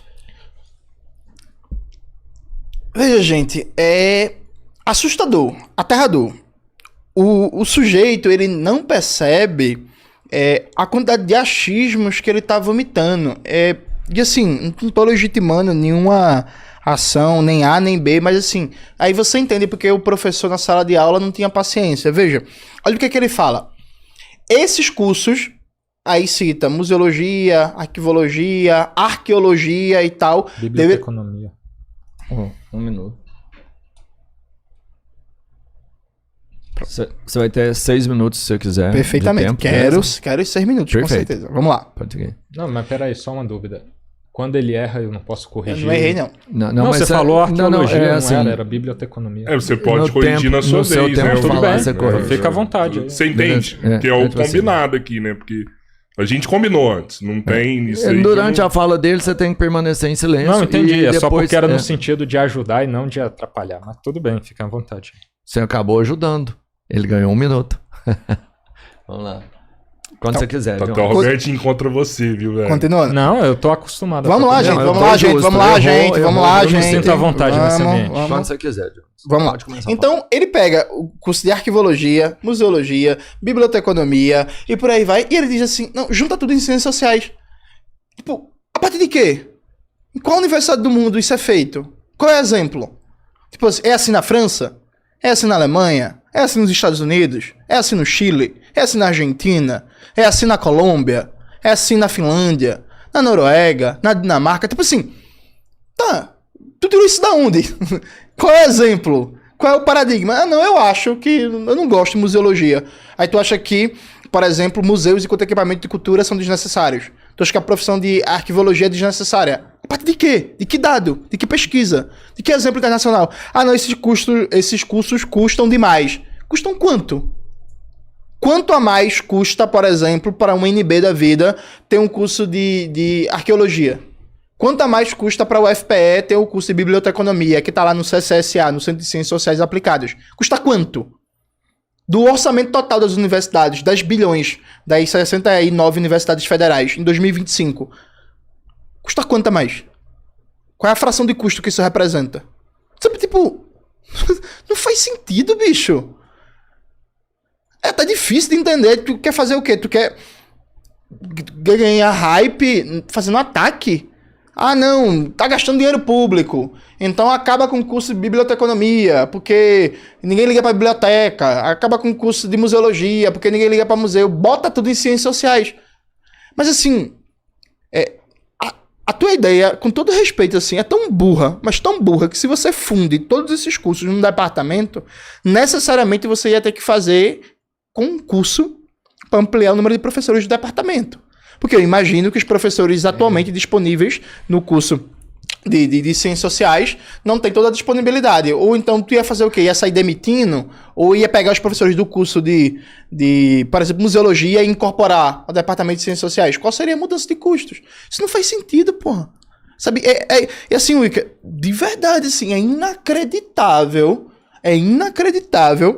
que a primeira vez que tu tentou fazer uma pergunta foi uma pergunta sobre isso. Mas eu vou tentar dar uma contribuição. Veja, o Brasil tem menos de 5 mil bibliotecas comunitárias. Aliás, desculpa, bibliotecas públicas. É ridículo o número de bibliotecas públicas. Por 100 mil habitantes, a gente tem menos bibliotecas públicas que praticamente todos os nossos vizinhos da América do Sul, tirando um ou outro como o Paraguai. Então, o número de bibliotecas públicas que a gente tem é ridículo. O número de museus que a gente tem é ridículo. Dos mais de 5 mil municípios brasileiros, mais de 3 mil deles não tem nenhuma sala de cinema, nenhum teatro e nenhum museu. O acesso à cultura do brasileiro é extremamente restrito e ele está concentrado no litoral brasileiro e nas grandes cidades. Então, se você está fora de Recife, por exemplo, na região metropolitana de Pernambuco, Recife e Olinda, se você mora no Agreste Pernambucano, se você mora no Sertão, fora da cidade de Polo, a cidade de Polo do Sertão é Petrolina, a cidade de Polo do Agreste é Garanhuns e Caruaru. É muito difícil você ter acesso a coisas básicas como ir no museu, ir numa peça de teatro, ir numa sala de cinema, né? Profissões como biblioteconomia e museologia estão ligados diretamente à necessidade de ampliar os equipamentos de cultura do nosso país. Durante o governo Temer, por exemplo, o Museu Nacional pegou fogo, entre outras coisas, por falta de manutenção, né? Um país como a França, por exemplo, ela não tem nem metade da riqueza natural do Brasil, mas só Paris tem mais turistas do que o Brasil inteiro, dentre outras coisas, por causa da sua rede de equipamentos públicos e museus. Sabe? E aí, é desimportante para tu? Não tem relevância? Tem que fechar as profissões? É essa a tua ideia? Veja, você passou a noite inteira sem apresentar uma ideia. Quando tu tentou apresentar, saiu isso. Eu repito, eu tenho certeza que seus próprios seguidores estão decepcionados com você. Eu tenho certeza que eles esperavam um pouquinho mais do que isso. Deu, John, você ainda tem um tempo. Ah, é mesmo? Eu tenho mais um minuto. Porque, veja, a ignorância ela é notável, né? A pessoa está na universidade, que é uma das melhores do Brasil. A UNB, para quem não sabe, é uma das melhores universidades públicas do Brasil, né? É uma universidade que, inclusive, tem um programa de pós-graduação em política social que eu pensei em fazer o doutorado lá, que é uma referência nacional no estudo de políticas sociais no Brasil, de orçamento público, seguridade social. Então, a pessoa está na UNB, uma das melhores universidades do Brasil. Poderia tranquilamente ser uma pessoa de direita, uma pessoa liberal que está estudando, que está pesquisando, poderia pegar um importante liberal brasileiro, José Guilherme Merquior, você já leu? E estudar, trabalhar a obra dele. Mas não, a pessoa, assim, a pessoa escolheu lacrar em rede social e quando tem a oportunidade de um debate ao vivo, com todo respeito, eu que não é sendo arrogante, não. É chocante, de verdade, assim. E eu tenho certeza que não é só eu que estou pensando nisso, não. Eu tenho certeza que os dois aqui estão pensando, que Pedro está pensando, todo mundo já está pensando. É chocante, Wilker. De verdade. Esperava, mas muito. Mas muito mais. É quase nível Caporeso.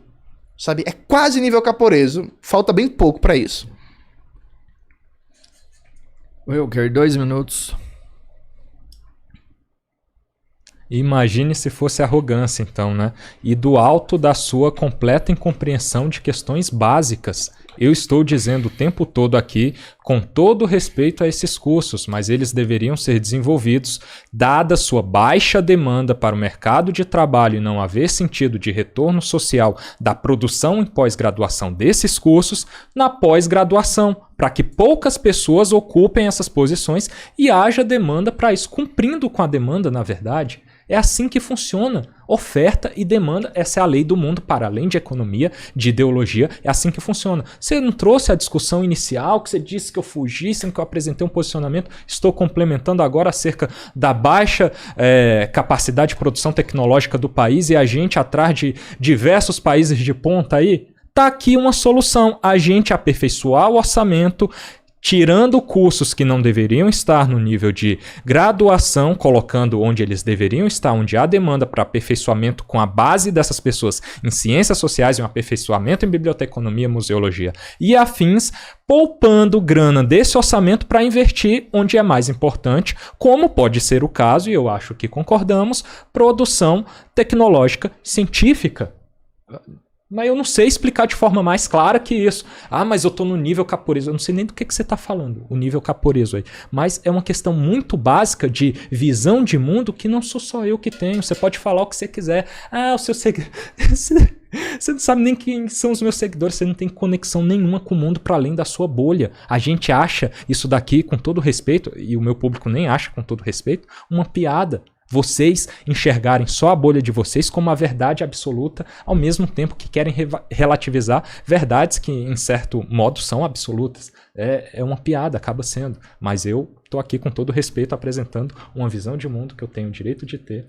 E sou calado na universidade, mas é que eu vou falar. Sua pergunta, Jones. Vamos lá. 3 minutos. Perfeito.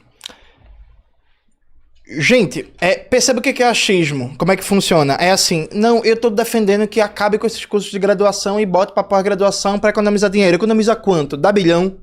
Não dá, Wilker. Desculpa, isso é patético.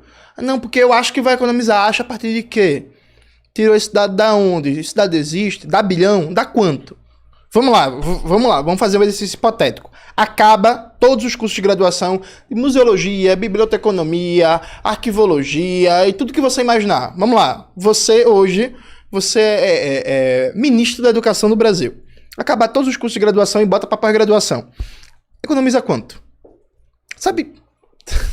Responda, viu? Essa é a pergunta. Economiza quanto?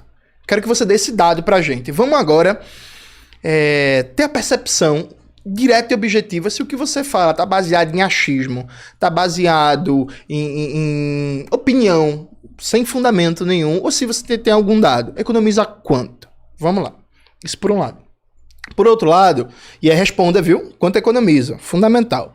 Eu vou aproveitar mais uma vez para fazer um debate muito sério com vocês sobre a situação da universidade, já que a gente está falando sobre a universidade. Veja, o vestibular, ele não existe para selecionar, ele existe para excluir alunos. Prova disso é que a universidade, o sistema de universidades públicas no Brasil tem vagas ociosas, né? Em 2024, a gente teve 50% de vagas ociosas, considerando o total de vagas das 69 universidades federais do Brasil. Ou seja, as vagas não estão sendo preenchidas. Por que essas vagas não estão sendo preenchidas? O perfil socioeconômico do aluno da universidade pública mudou nos últimos anos, né? É um perfil mais popular, de alunos mais pobres, da classe trabalhadora, muito fruto, inclusive, da lei de cotas. Isso faz com que exista uma demanda maior por assistência estudantil, por permanência estudantil. O aluno, para continuar o seu curso e para concluir, ele precisa de muito mais apoio de políticas de permanência estudantil que estão em baixa. Consequência prática disso é que em 2023, só 43% dos ingressantes em cursos de ensino superior públicos terminaram. Ou seja, a maioria que ingressou não conseguiu terminar a graduação. Acaba que a universidade pública está virando uma porta giratória. O aluno pobre entra, fica feliz, mas não consegue, infelizmente, concluir o curso. E aí a segunda pergunta, Wilker, qual é a sua solução para isso? Como é que a gente enfrenta essa porta giratória, esse aluno que entra e não consegue concluir a graduação e essa ociosidade de vagas? Então vamos lá, só organizar. Quanto é que dá acabar com todos esses cursos de nível de graduação em valor e a evasão escolar, não conclusão e a ociosidade de vagas no sistema público brasileiro? Eu acho engraçado como no âmbito da universidade, na própria produção acadêmica, na séria, que tem que ser respeitada como a verdade absoluta, você tem teorias. Você entende o mundo a partir de abstrações teóricas. Você não tem dado para praticamente nada. Aí ele me cobra o dado como se isso fosse anulatório da discussão que eu estou trazendo, que é em sentido abstrato e teórico mesmo. E vamos combinar, qual que é o dado aqui? O dado que você trata como chavão, que é óbvio, é dado da OCDE. A gente gasta, que seja um chavão, é um dado da OCDE. 4 vezes mais ensino superior do que em educação básica. Aí a gente vai para a questão do orçamento da universidade que eu apresentei também. Quanto que a gente gasta dentro da universidade com pessoal, com despesas obrigatórias? Na UNB é 90% do orçamento comprometido. Como que a gente diminui esse orçamento? Está tudo conectado aqui. Se o Jones não consegue fazer conexões, a culpa já não é minha. Mas está conectado a essa discussão inicial que eu estou falando aqui agora. Diminuição de cursos que não são necessários estarem na posição que estão. Isso daqui é um exercício teórico abstrato que não se sabe quanto que vai dar em termos de numeração, mas por óbvio vai enxugar essa máquina, a máquina administrativa universitária que está inchada com 90% da sua capacidade orçamentária comprometida com questões que não estão dando o resultado esperado. Aí adianta a gente ficar no mundo das ideias que o Brasil um dia vai ser realmente importante academicamente? Vai ganhar um Nobel, vai produzir tecnologia de ponta. De ponta a gente produz tecnologia praticamente nenhuma. Vai produzir tecnologia, começar a fazer algo para além daquilo que eu li para vocês aqui. A discussão do suicídio e a opressão do capitalismo. No grande programa de pós-graduação do Web Comunista Jones aqui. Essas são as discussões fomentadas com seu dinheiro dentro da universidade. E aí, em certo momento, a gente acaba partindo para isso que eu gosto de evitar aqui, que é o óbvio, né? Que é você ficar jogando dinheiro fora. Mas, com todo respeito, cara, a gente está alocando dinheiro corretamente?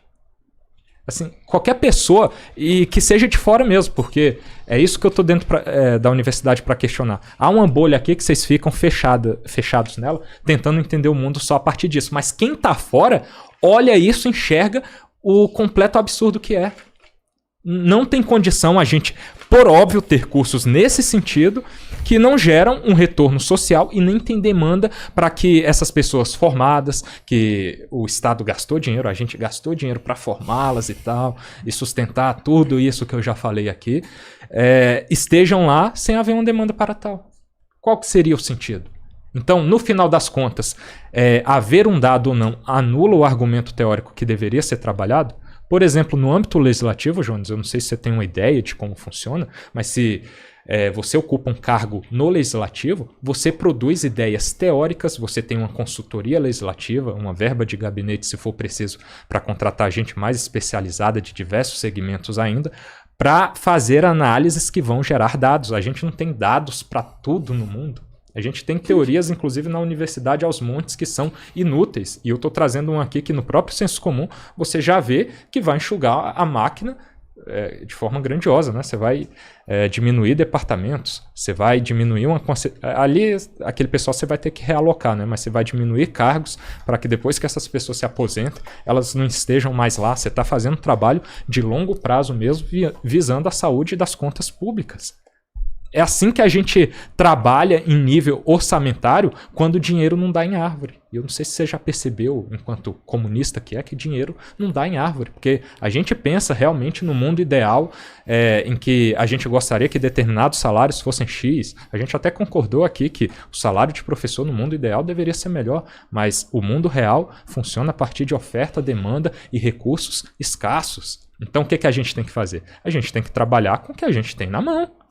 O que a gente tem na mão? O orçamento universitário que está comprometido de uma forma que precisa ser trabalhado de algum modo. Então, é trazida uma ideia teórica aqui e a falta de um dado concreto não anula a possibilidade de que esse dado ele possa ser apurado e visto como real, porque no próprio senso comum você já enxerga de forma básica que isso daqui vai dar em enxugamento da máquina, em um melhor alocamento de recursos que vão ser destinados para áreas mais importantes. 2 minutos, Jones. Wilker, você não sabe se dá bilhão, né? Porque no próprio senso comum vai dar o enxugamento da máquina. Wilker dá bilhão, não dá. Então pare com isso, sabe? Pega um negócio para estudar, tem alguma ideia, sabe? Para realmente pensar em alguma coisa útil. Se quer exemplos sobre problemas orçamentários da universidade, eu vou lhe dar 2 exemplos, só para você pensar e fica como informação. Hoje, uma universidade pública, ela paga a mesma bandeira de energia elétrica que uma casa doméstica. Só que várias universidades têm, por exemplo, laboratórios de pesquisa, que tem um consumo energético muito alto.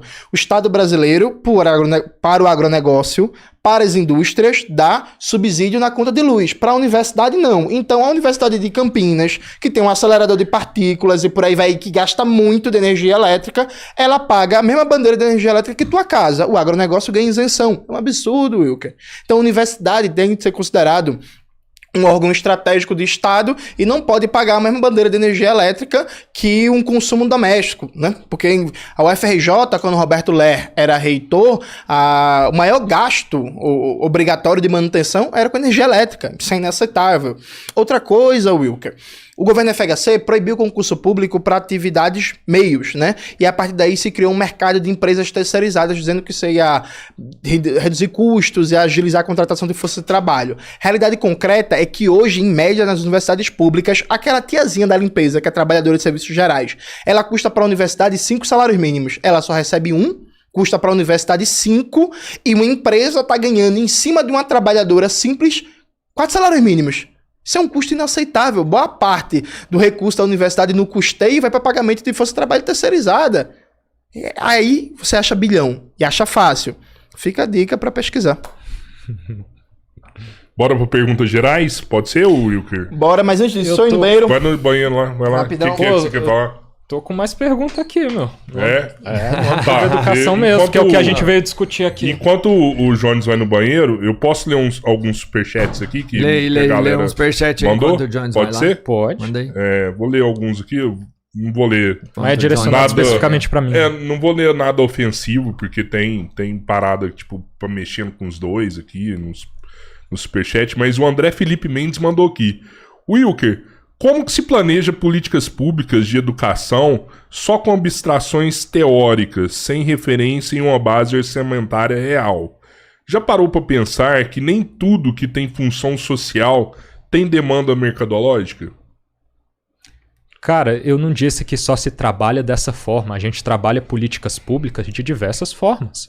Essa é uma delas, e eu nem trouxe no sentido de trabalhar enquanto política pública. Eu acho que se for em relação a isso que a gente está falando aqui... Desse instante agora, né? Da adequação desses cursos que não tem uma demanda para tal e não geram um retorno social importante, está completamente deslocado da realidade do que eu quis apresentar. Eu queria entender do Fujão Jones aqui em relação a tudo que é perguntado, como que ele pensa essa questão. Mas ele não tem um pensamento sobre a questão. Ele só ataca o fato de não haver uma base concreta ali. Por exemplo, ele está dizendo que dá bilhão, a última informação que ele trouxe aqui, o enxugamento desse trabalho terceirizado, sem trazer nenhum dado concreto também. Mas ele disse que dá bilhão. É uma abstração. Mas aí ele traz como se fosse um dado concreto sem selo. E a minha proposta não foi nesse sentido. Foi trazer a partir de uma evidência mesmo concreta. Se você retira essa possibilidade de cursos que não estão gerando o que deveriam gerar, o que é que vai acontecer? Você vai enxugar a máquina. É nesse sentido que eu estou falando. Mas tu tirou da onde que não tá gerando? Qual é o dado? Qual é a fonte da pesquisa? Por que não tá gerando? Não tá gerando o quê? Tu tirou da onde isso? Isso o quê? Ué, você chegou do nada falando sobre o quê? Pelo amor de Deus, pô. Ué, Continua aí. Ué? Ah, meu Deus. Deve chegar desse jeito aí. É muito fácil. Ah, não dá o quê? Tirou da onde? Não dá o quê? Tirou da onde? Quer dizer o quê no final das contas? Vamos pra próxima Parabéns, parada. hein, Bora. Jones? Vai lá. Vamos lá, começa Não, o mas Wilker na pergunta. Só uma questão assim. Vamos pra rodada geral, né? Não, mas você não ia ler Deixa mais ele. uma? Você pode fazer perguntas gerais, o Wilker vai continuar na educação, né? Eu acho que não tem problema. Tem pra você? Você prefere realmente os dois ficarem no tema de educação? Ele te faz pergunta de educação e você continua com o tema de educação. O que você prefere? Sim, educação, não foi o que a gente foi discutir aqui. Não, porque a gente falou que faria duas perguntas gerais também, que a gente combinou. É porque ele já está fugindo de todas as perguntas sobre educação mesmo, né? Quem dirá sobre qualquer outra coisa genérica, eu não tenho nem interesse em perguntar nada genérico para ele. Porque eu não tenho interesse mesmo. Mas o que eu estudei foi educação. Sim, mas a pergunta foi? pode seguir Mas como estudou educação. Foi, Jones. Tô vendo. Você compreende que não existem estudos só no campo do conhecimento que você Não, mas aí, está inserido? Existem outros campos de estudo? Vamos organizar aqui. Tá, peraí. Vamos lá. A gente tinha Pergunta combinado livre. que poderia fazer duas perguntas livres no final. É isso. Você concordou com isso também. O Jones concordou, beleza? Não, mas é porque se a gente tem questões ainda pra trazer, não era de 10 a 11, a gente tá na minha aqui na 7, eu acho. Não, por mim eu vou até Então, se ele quer ir embora aqui. antes das 10, 11 perguntas sobre educação que eram Não, combinado... ninguém quer ir embora não, Will. Vamos, pergunta geral. Tu não responde Não, mesmo, mas tu não sabe nada. meu- Bora. Não, eu não vou... Não é você que dá as regras Bora, aqui. A gente. gente tinha um acordo de 10, 11 perguntas sobre Meu educação. Deus do Se céu. você quiser ir embora antes fazendo perguntas gerais, você vai embora antes sem fazer perguntas gerais. Tá bom, o combinado Will, é esse e vai. vai ser cumprido nesses Eu termos. vou perguntar da tua cidade bilhão, tuas ideias. Vamos lá. Bora lá, Wilker. Então, sua vai pergunta. seguir, vamos lá. Sua Wilker, pergunta. 3 minutos pra pergunta. Sim, deixa eu só me reencontrar aqui. Enquanto o Wilker se reencontra, like aí, compartilha, se inscreve no canal, comenta aí o que vocês estão E a achando aí gente tá também. concorrendo no Prêmio Bash, então se vocês puderem ir lá e votar no Prêmio Bash, vai ajudar pra caramba a gente também. Isso também é uma coisa importante, né, Cabeleira? Uhum. Pô, vai fazer diferença quando a gente quiser trazer alguém notório aqui. Aí eu sei que você já tá com fome, né? Eu pedi comida e mandei entregar lá no seu hotel, tá? Tá. Eu cuido bem de você, viu, velho? É, Não é igual a galera do MBL que te ferrou quando você foi lá, não. Ah, Eu não, cuido- mas eu também cuido não- bem de você, tá? Sua Apesar de eu não concordar com as coisas que você fala, eu tinha É. te falado antes, mas eu cuido bem de você. A recepção de vocês, na verdade, tem sido ótima, mas a gente tem um problema aqui do ao vivo, né? O ao vivo dá uma transformada nas pessoas e... Não, eu sou o mesmo fora e aqui. Inclusive, você me perguntou a hora que a gente chegou, foi Então, tomar deixa eu você me fazer o perguntou. teste com você aqui agora, caríssimo Rodrigão. Você confirma que o Jones é um grande de um falso que estava tendo um comportamento completamente amigável, distinto, apertando minha mão, dizendo que queria jogar FIFA comigo e fumando o cigarrinho dele ali. E agora ele se jogar FIFA com você. Apertou minha mão ou não e foi legal. Olha aí, era sua oportunidade. E eu acho que isso daqui demonstra qual que é a verdade, né, Ele explicou Fugindo? porque não... Então ele tá aqui, explicou quem são porque- vocês no ao vivo e quem sou eu no ao Ele vivo e no off. explicou porque não pegou na sua mão. Não, Cabeleira Ele conversa explicou fiado porque não demais, tá pegou na vendo sua onde que mão. ele chega, velho? É foda. Eu te falei para conversar fiado nos debates, mano. Tenta ser Vai mais lá, neutro. Wilker, pergunta. Vamos lá. Vamos lá. É sobre os happy hours, a gás nas universidades, principalmente na Universidade de Brasília, que a gente tem algo que é, para quem não conhece, basicamente uma festa de favela, em horário de aula. É uma quinta-feira, um baile funk, como se fosse. Uma quinta-feira à noite, acontece pelo menos a cada 15 dias, em que das 18 para lá da meia-noite, a universidade deveria fechar antes, mas eles ficam monopolizando lá, isso é ilegal e acontece, inclusive, eles ficam fazendo essa bagunça, atrapalhando quem de fato quer estudar. A universidade também, que deveria ser um lugar cuidado em termos de infraestrutura, né? A gente discute orçamento, cuidado com dinheiro público, com bem público. A infraestrutura está dentro disso também, porque senão você precisa, não cuidando desse bem público, gastar dinheiro público para manutê-lo. E a Universidade de Brasília e as públicas, de forma geral, estão bastante depredadas nesse sentido. Então a gente tem uma cultura universitária hoje que não respeita regras. A própria lei é uma contravenção penal você realizar pichações. É uma infração penal que pode dar prisão, inclusive, mas geralmente dá uma multinha, mas como lá não acontece nada, não dá nada. Mas é contra a lei, para ficar claro. E uma festa que não é regulamentada, que seria um absurdo, inclusive, né, no âmbito da universidade, que atrapalha as aulas, é em horário de aula, inclusive. Então, fica muito claro que a gente tem segmentos dentro da universidade que não estão lá para estudar. Além da própria militância política, ideológica, que eu estou até evitando falar para não dizer que eu estou falando de mim, porque é tudo com base na minha experiência, e todos vocês sabem, quem quiser comprovar, é só assistir o canal aí, o episódio 24 mesmo, Assembleia Antifascista, é um registro muito caricato de quem são esses alunos aí que o Jones representa aqui com esse ar de pseudo-intelectual aí, só passando pano para coisas ridículas que qualquer cidadão médio comum olha para tudo isso com nojo. Quando eu mostrei no meu vídeo mesmo o que acontece nesse HH, as pessoas ficaram completamente em choque de perceberem que aquilo é uma universidade federal. Ué, mas eu tô bancando isso daí? E como assim isso é no horário de aula? É sério? É sério, Wilker? É uma realidade. Sem falar nos centros acadêmicos, diretório central dos estudantes, que os nossos alunos estão lá coçando, né, ao invés de estudar, que são a pura bagunça em um espaço em que só fica à vontade pessoas que são de esquerda, pessoas que coadunam com tudo aquilo que é imposto. A gente tem esse sistema desde o calouro que está entrando, sendo imposto a ele, a todo o ciclo que vai dar lá na pós-graduação que a gente conversou, e na docência, que o sistema de contratação para docência é a mesma coisa. Então...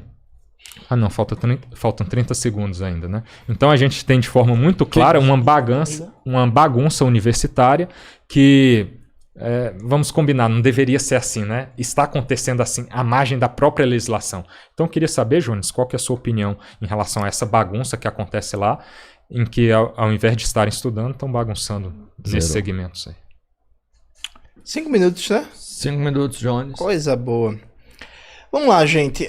Durante a pandemia, a gente teve que ter aulas EAD, né? E aí é um consenso pedagógico que estar no ambiente acadêmico é parte do processo de ensino, né? Eu vou fazer pela primeira vez um relato aqui, pessoal. Quando eu comecei a minha graduação, eu tinha uma bolsa de assistência estudantil que me permitia passar o dia na universidade. Eu trabalhava sábado e domingo, né? Vendia caldinho na praia. E aí...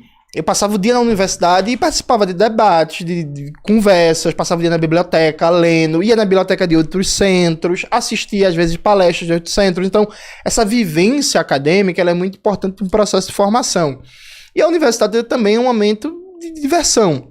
Veja, lá em Recife a gente chama de cultural, as festas universitárias. É importante, tem que acontecer as culturais, as caloradas e tal. Eu não sei como é que é na UNB. Em Recife, a concha acústica da UFPE, ela fica afastada dos centros. Então, assim, tinha shows, tinha espaços culturais na concha acústica, isso não atrapalhava as aulas nem no Cefiche, nem no CE, nem no CAC, que são os 3 centros mais próximos, e nem no CTG, que são os centros mais próximos da concha acústica.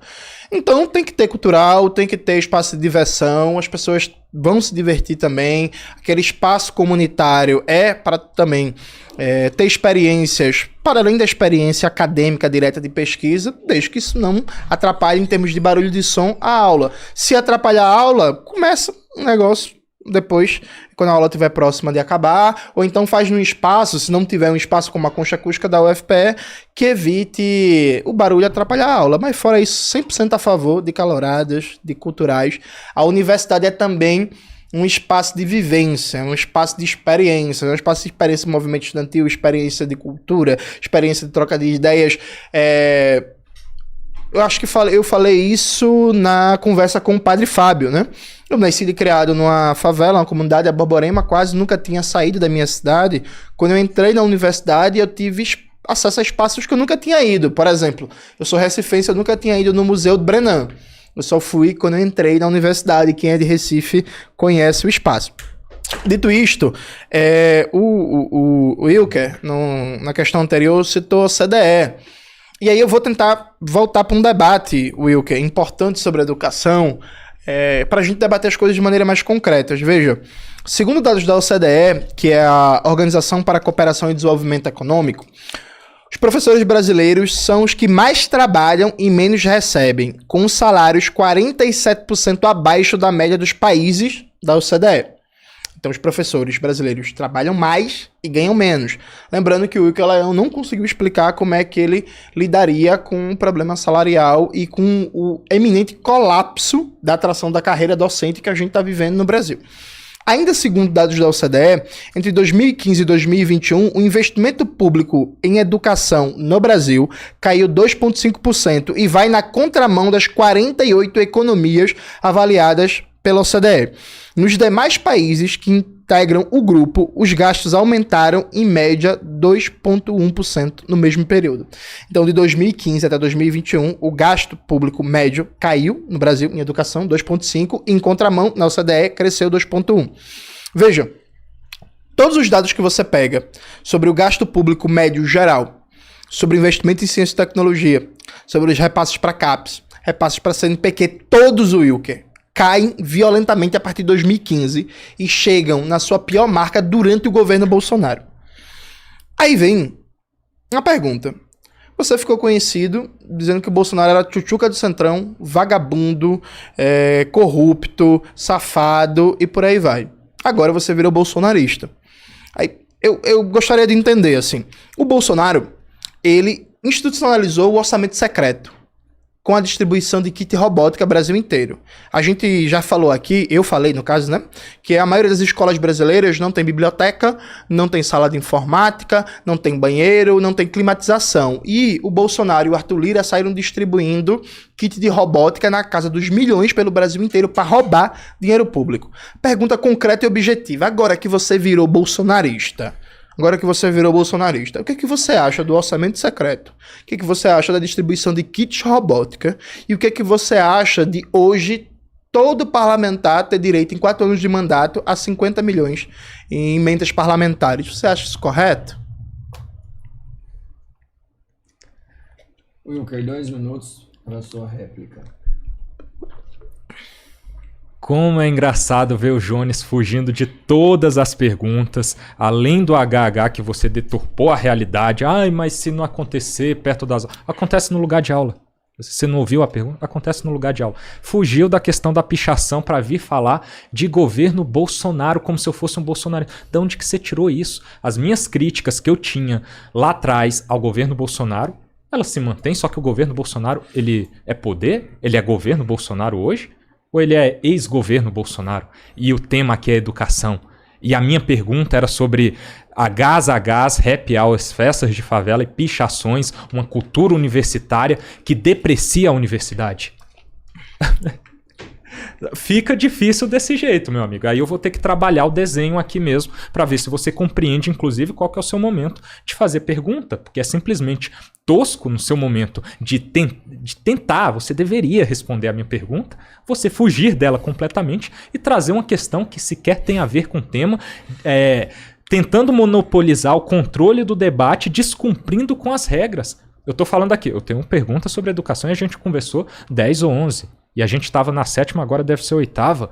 Aí ele foge. Não, porque eu quero fazer pergunta genérica e ir embora. Porque eu tenho um cálculo sobre isso daqui.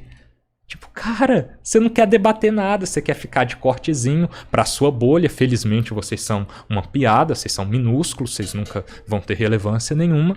E no final das contas, debater de verdade educação você não quer. Porque isso daqui é um debate sobre a infraestrutura acadêmica universitária e o descumprimento de leis para além das próprias regras da universidade por alunos que você defende e que você se exime de responder quando é confrontado sobre tal. Porque coragem não é o que você tem, né, cara? Fica fácil você me acusar de fugir de perguntas, sendo que eu respondo tudo e você não responde nada.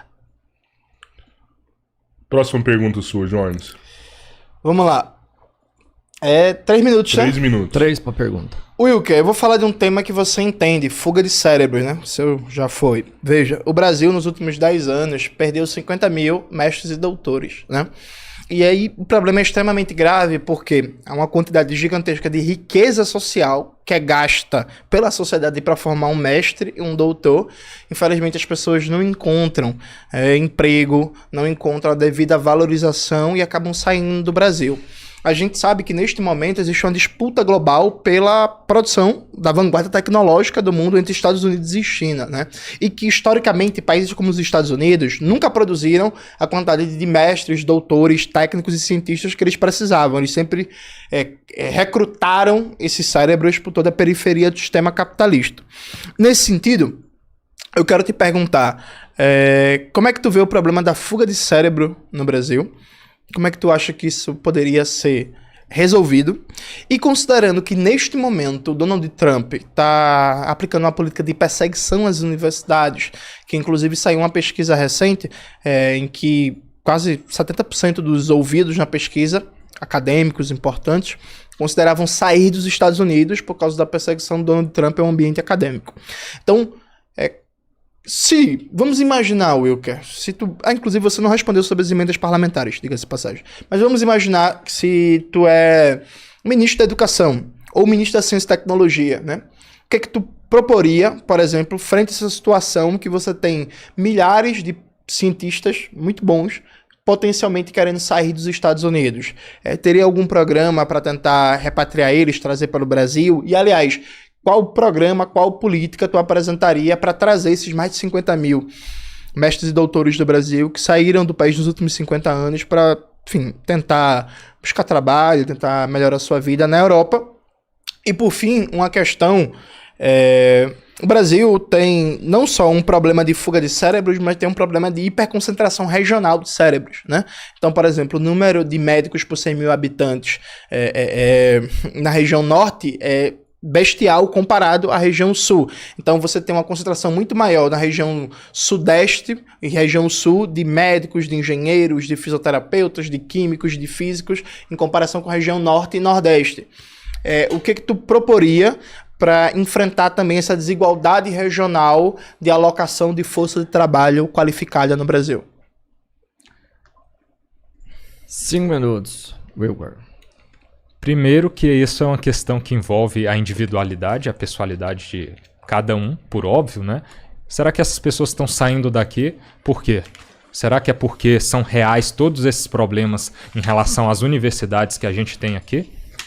Talvez seja, né? Será que é porque a pessoa ela não quer ficar restrita a uma produção de conhecimento que é rasa, que não gera efeito prático nenhum e que no final das contas também não vai gerar uma remuneração adequada, porque os melhores cérebros, sim, mereceriam uma remuneração a qual fizessem jus. Meritocracia. Se a pessoa produz aquilo que de fato vai gerar um impacto social relevante, ela tem que receber a mais por isso.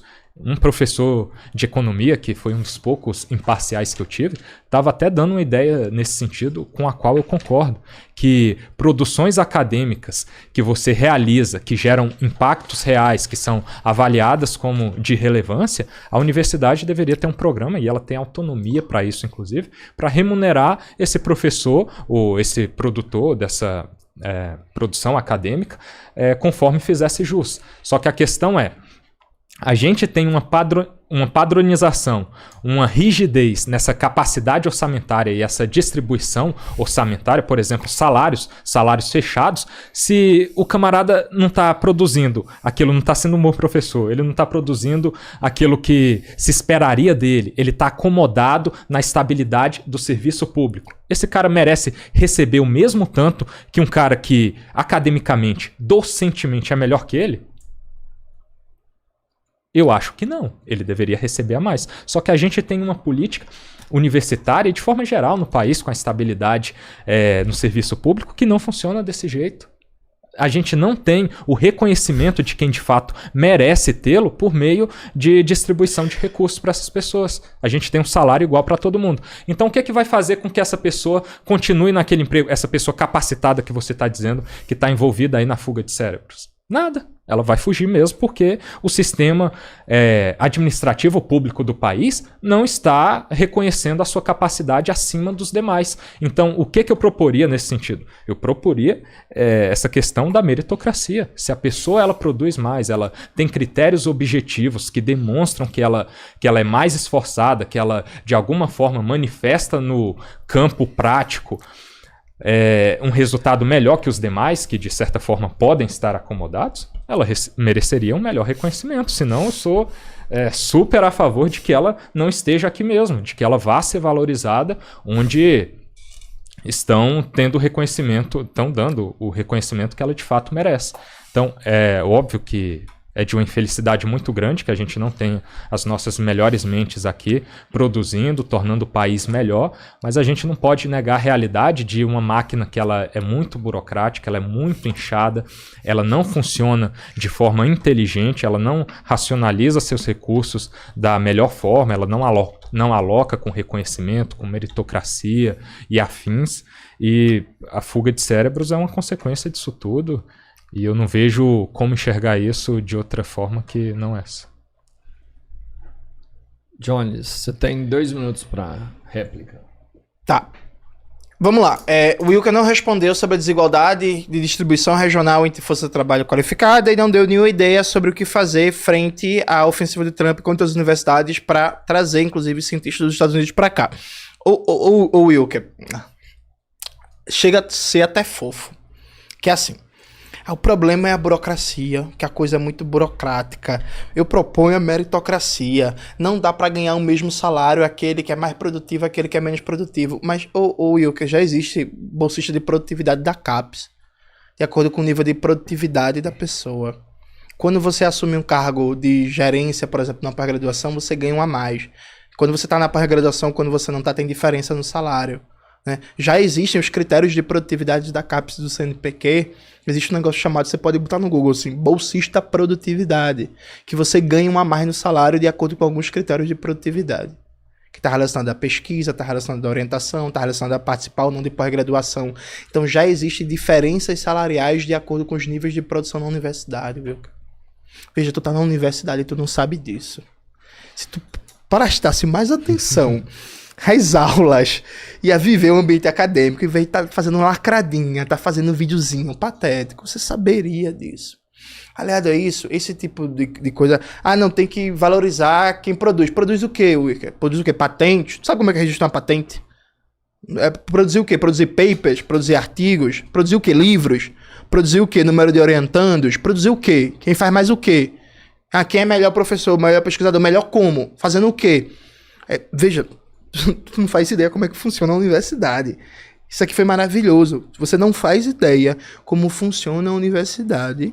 E a única coisa que você sabe responder é: tem salário demais, tem que cortar, burocracia, Estado, livre mercado, oferta-demanda, meritocracia e tal. Chavão liberal. É assustador, assim. Tu não faz ideia como funciona a universidade. Vamos lá? Wilker, você tem 3 minutos para uma pergunta. A gente tá indo pra 8ª rodada de perguntas, tá? Quer dizer, desculpa, Não, meu 9ª tempo tá rolando rodada. aí. 9ª rodada Tema de livre perguntas. agora, né? Vamos lá. Tema livre. Eu vou fazer perguntas 9ª agora rodada de sobre perguntas. tema livres Já foi e é isso. Punhado já. Já deu. Pode ser? Vez que começou, na verdade, a gente vai... Wilker fazendo a pergunta agora, a gente inicia a 15ª rodada. É porque eu tô contando pra cada lado. Entendi, sim, mas você entendeu aqui? Cada lado já fez um punhado, é verdade. Deixei de sim, passou Entendeu até aqui? mais. Dos dois. Pode ser, Wilker? Pode. Deixa eu só recapitular aqui que vocês me interromperam. Não, pode ficar tranquilo aí. Galera, vai dando like, se inscreve e... Tá bom vamos lá. pra caramba, hein, mano. O negócio Pode tá ir. ruim não. Vamos lá, tranquilíssimo. É Começou o completamente... tempo. Vamos lá? Bora. 3 minutos, beleza? É completamente bizarro essa lógica de deturpar toda a realidade daquilo que eu apresento. Você começou sua pergunta falando sobre o quê? Você não se lembra da sua própria pergunta?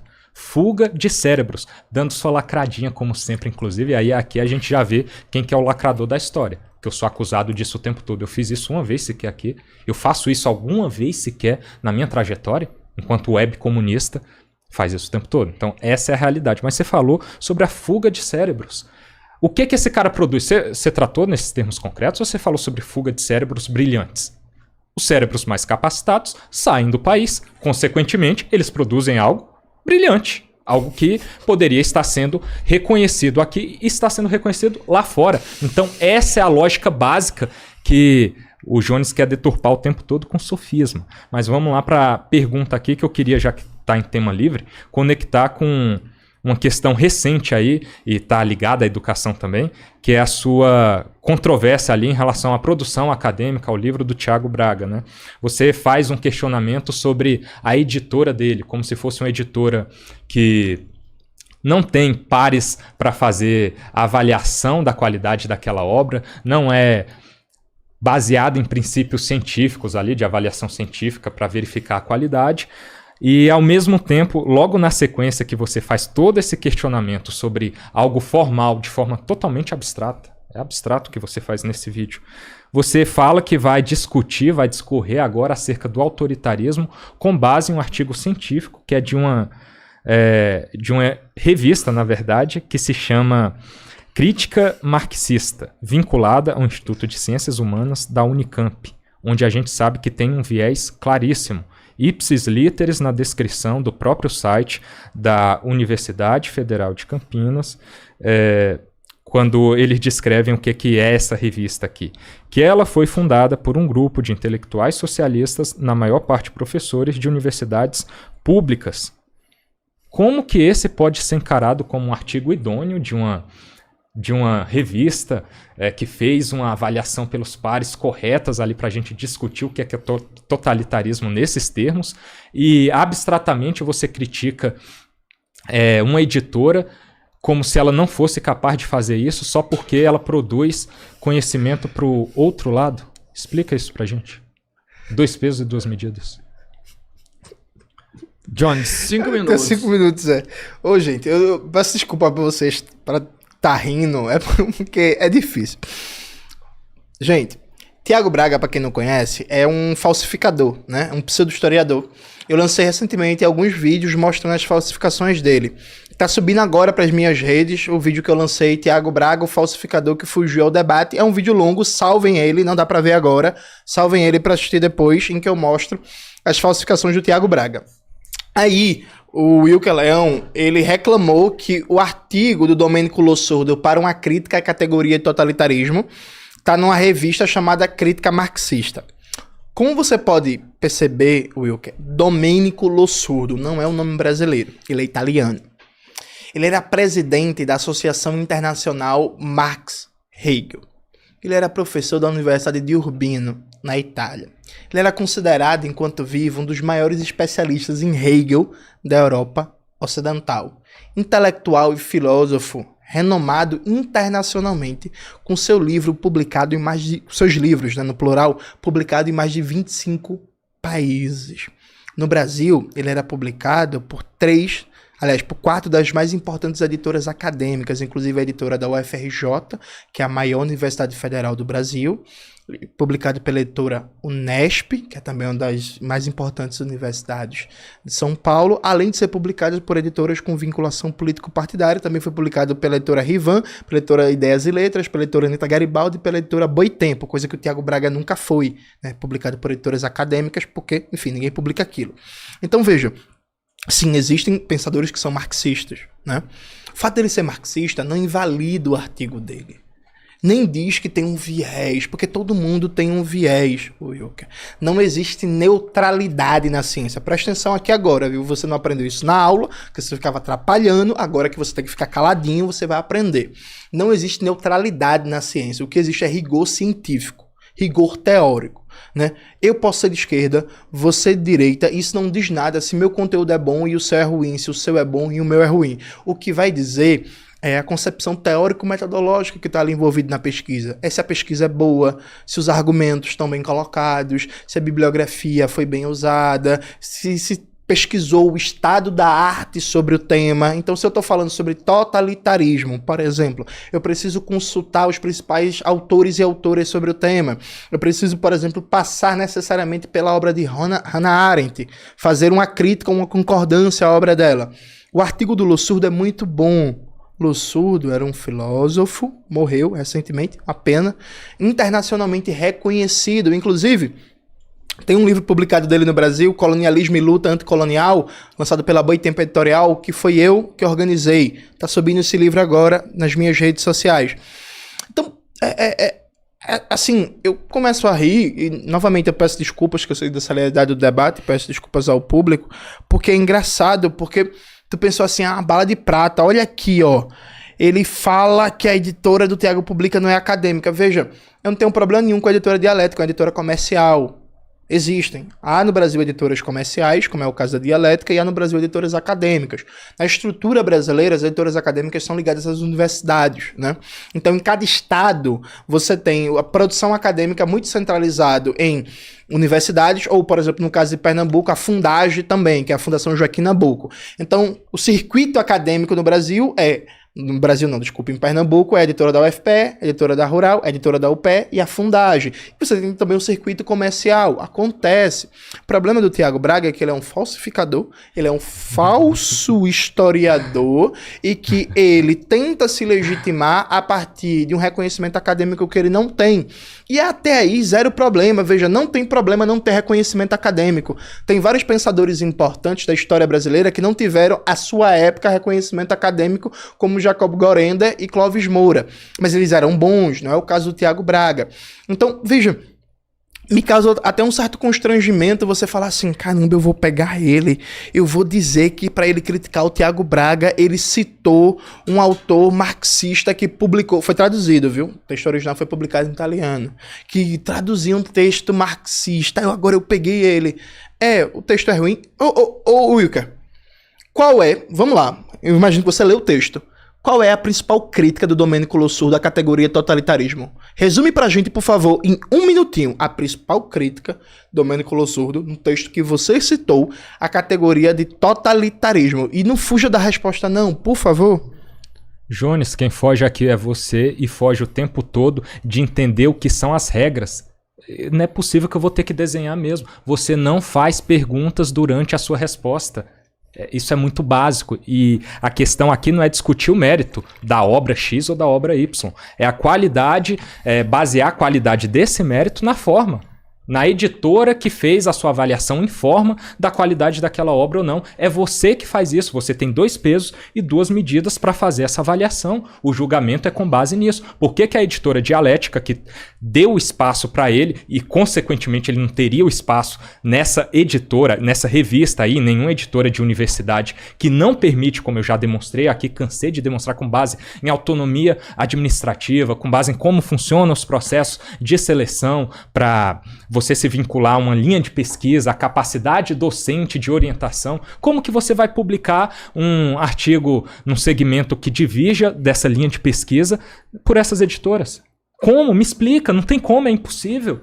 Então a lógica é essa, ao mesmo tempo que você faz essa crítica, você se utiliza de um artigo que foi publicado e está vinculado a pessoas que têm uma visão completamente parcial deste assunto. Eles são marxistas, está aqui na descrição da própria revista. É você que faz uma avaliação de forma para julgar o mérito da obra historiográfica do Tiago. E aí você diz que ele é um falsificador. Com base em quê? Isso dá bilhão? Qual que é o dado? Ué, não é o seu chavão? Mas é com base em quê? É com base na editora que ele publicou. Mas que grande argumento, que baita argumento. A gente pode utilizar isso para qualquer merda marxista, então, já que tá valendo. Na revista Crítica Marxista, o que vai acontecer? Os professores vinculados ao departamento da universidade, que são socialistas abertamente, vão fazer avaliação enquanto pares do trabalho do outro colega marxista. Agora sim a gente tem rigor científico nessa obra. Tá valendo. Sua pergunta, Jones. Jones, 3 minutos pergunta. Tá, vamos lá. Wilker, eu vou continuar nesse tema. Vamos lá. Aliás, eu vou realizar agora seu desejo. Você passou o debate inteiro sobre educação, querendo falar sobre factoide, querendo falar sobre pedagogia marxista e por aí vai.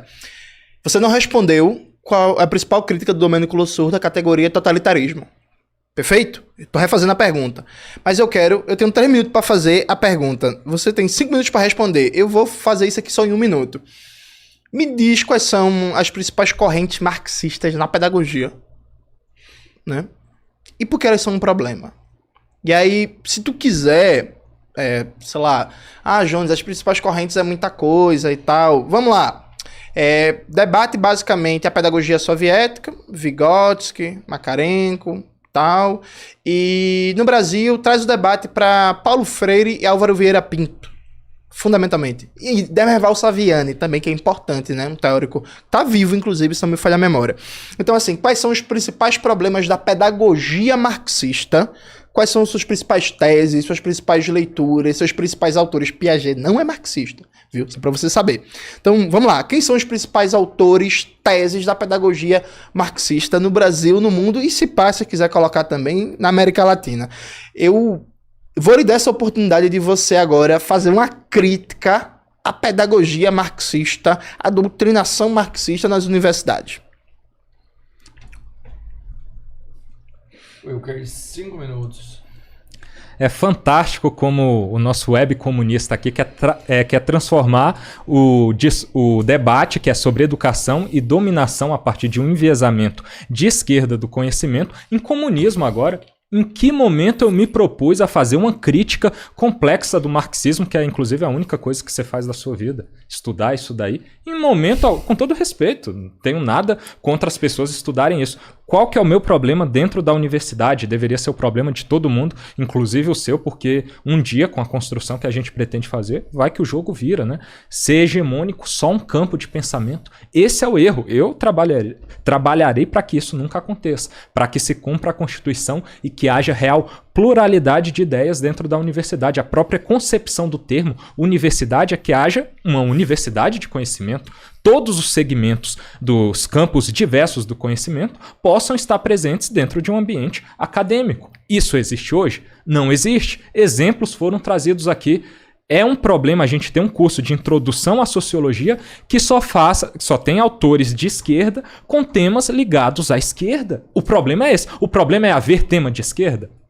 Mas me apresenta um momento que eu já falei isso em qualquer dos meus vídeos, ou mesmo aqui. Eu não disse, porque tem que ter mesmo. Não tenho problema nenhum com que determinadas pessoas, uma bolha minúscula como é a comunista aqui no Brasil, exista. Não pode existir aí, vocês são insignificantes mesmo. E sempre serão, não tenho problema nenhum com isso. Agora, qual que é o meu problema? O problema real de boa parte da população, que eu diria ser maioria, inclusive, que a gente está insatisfeito com a hegemonia de um campo do pensamento dentro da universidade que inibe qualquer construção em sentido distinto. Inibe, inclusive, questionamentos que eu faço que não é no nível de complexidade, eu vou produzir uma historiografia no sentido, ou uma teoria pedagógica no sentido a criticar a hegemonia marxista de determinada corrente. Mas nunca me propus a fazer isso. Minhas perguntas são muito pontuais, inclusive, em sala de aula, enquanto um aluno, dentro do conteúdo que o professor leva para lá. Eu não invento nada, os meus vídeos estão aí. E por que geraria tudo que gera também se é uma deturpação completa da realidade, né? Estou mentindo, não acontece o que está acontecendo. Qual que é o temor, então?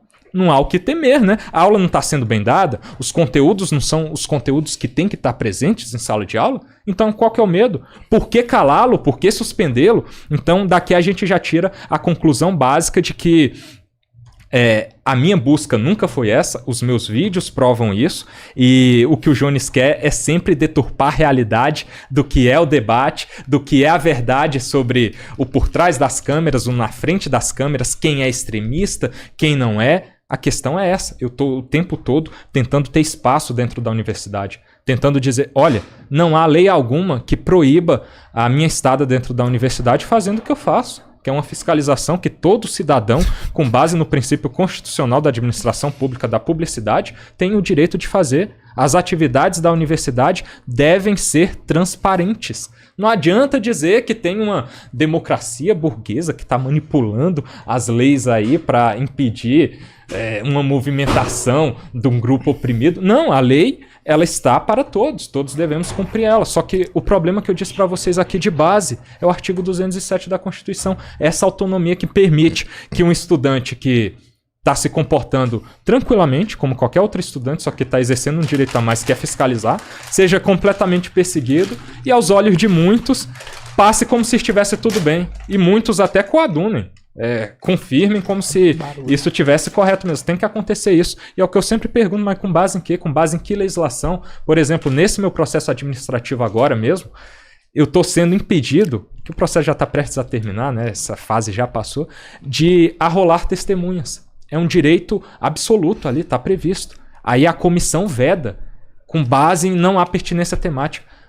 Mas como assim vocês não têm o direito de fazer? Ah, não, mas a gente entendeu dessa forma. Para além da própria norma da UNB, a norma administrativa. Dentro da autonomia administrativa que eles já têm. A norma não prevê isso. E aí a comissão, do alto da sua arrogância, prepotência e poder, vai lá e toma uma atitude como essa. E o fato mais básico, tomar conhecimento daquilo do qual eu sou acusado. Eu fui acusado num processo de 1º de novembro e outro de 11 de novembro. Fui notificado em 25 de janeiro. O processo já tinha 400 e tantas páginas. Então o que eu quero não é fazer crítica complexa nenhuma sobre qualquer pensamento dentro da universidade. Eu quero poder apresentar um outro lado e questionar enquanto aluno aquilo que está sendo apresentado dentro de sala de aula. E todos temos o direito de fazer. Quantos minutos mesmo? 2 minutos. Tá, vamos lá. Gente, como vocês puderam ver, o Wilker ele não conseguiu responder nada. Ele simplesmente não conseguiu responder. Ele provavelmente não leu o artigo do Domênico Lossurdo que ele citou, ele só leu o título, ele viu assim, uma revista marxista, eu agora peguei ele. Ele falou que Piaget era marxista, e aí depois disso ele ficou constrangido, ele tá inseguro de tentar ensaiar qualquer crítica à corrente pedagógica, porque ele sabe que vai ficar pior pra ele, porque já foi uma vergonha falar que Piaget era marxista. Então seria mais constrangedor do que já está sendo ele tentar falar alguma coisa. O caminho que ele teve foi falar dele mesmo, foi falar do processo, foi falar que ele é perseguido. A coisa é tão contraditória que ao mesmo tempo que ele diz que a universidade é toda marxista, ele diz que os marxistas são irrelevantes. Peraí, pô. Peraí. Só o UFPE, a universidade que eu fiz a graduação, tem mais de 40 mil estudantes, né? Só a UFPE, que nem é uma das maiores universidades do Brasil. A USP é maior, o UFRJ é maior, a URGS é maior e por aí vai. Então, peraí, o marxismo é irrelevante, os comunistas são irrelevantes, mas eles dominam a universidade, eles dominam a pós-graduação, eles dominam as instituições de ensino. Então veja, é uma coisa um pouco patética, Wilker. Porque, eu quero falar, eu quero questionar. Fala o quê? Tu tem o quê pra falar, pô? Tu não consegue mostrar conteúdo, tu não consegue mostrar substância.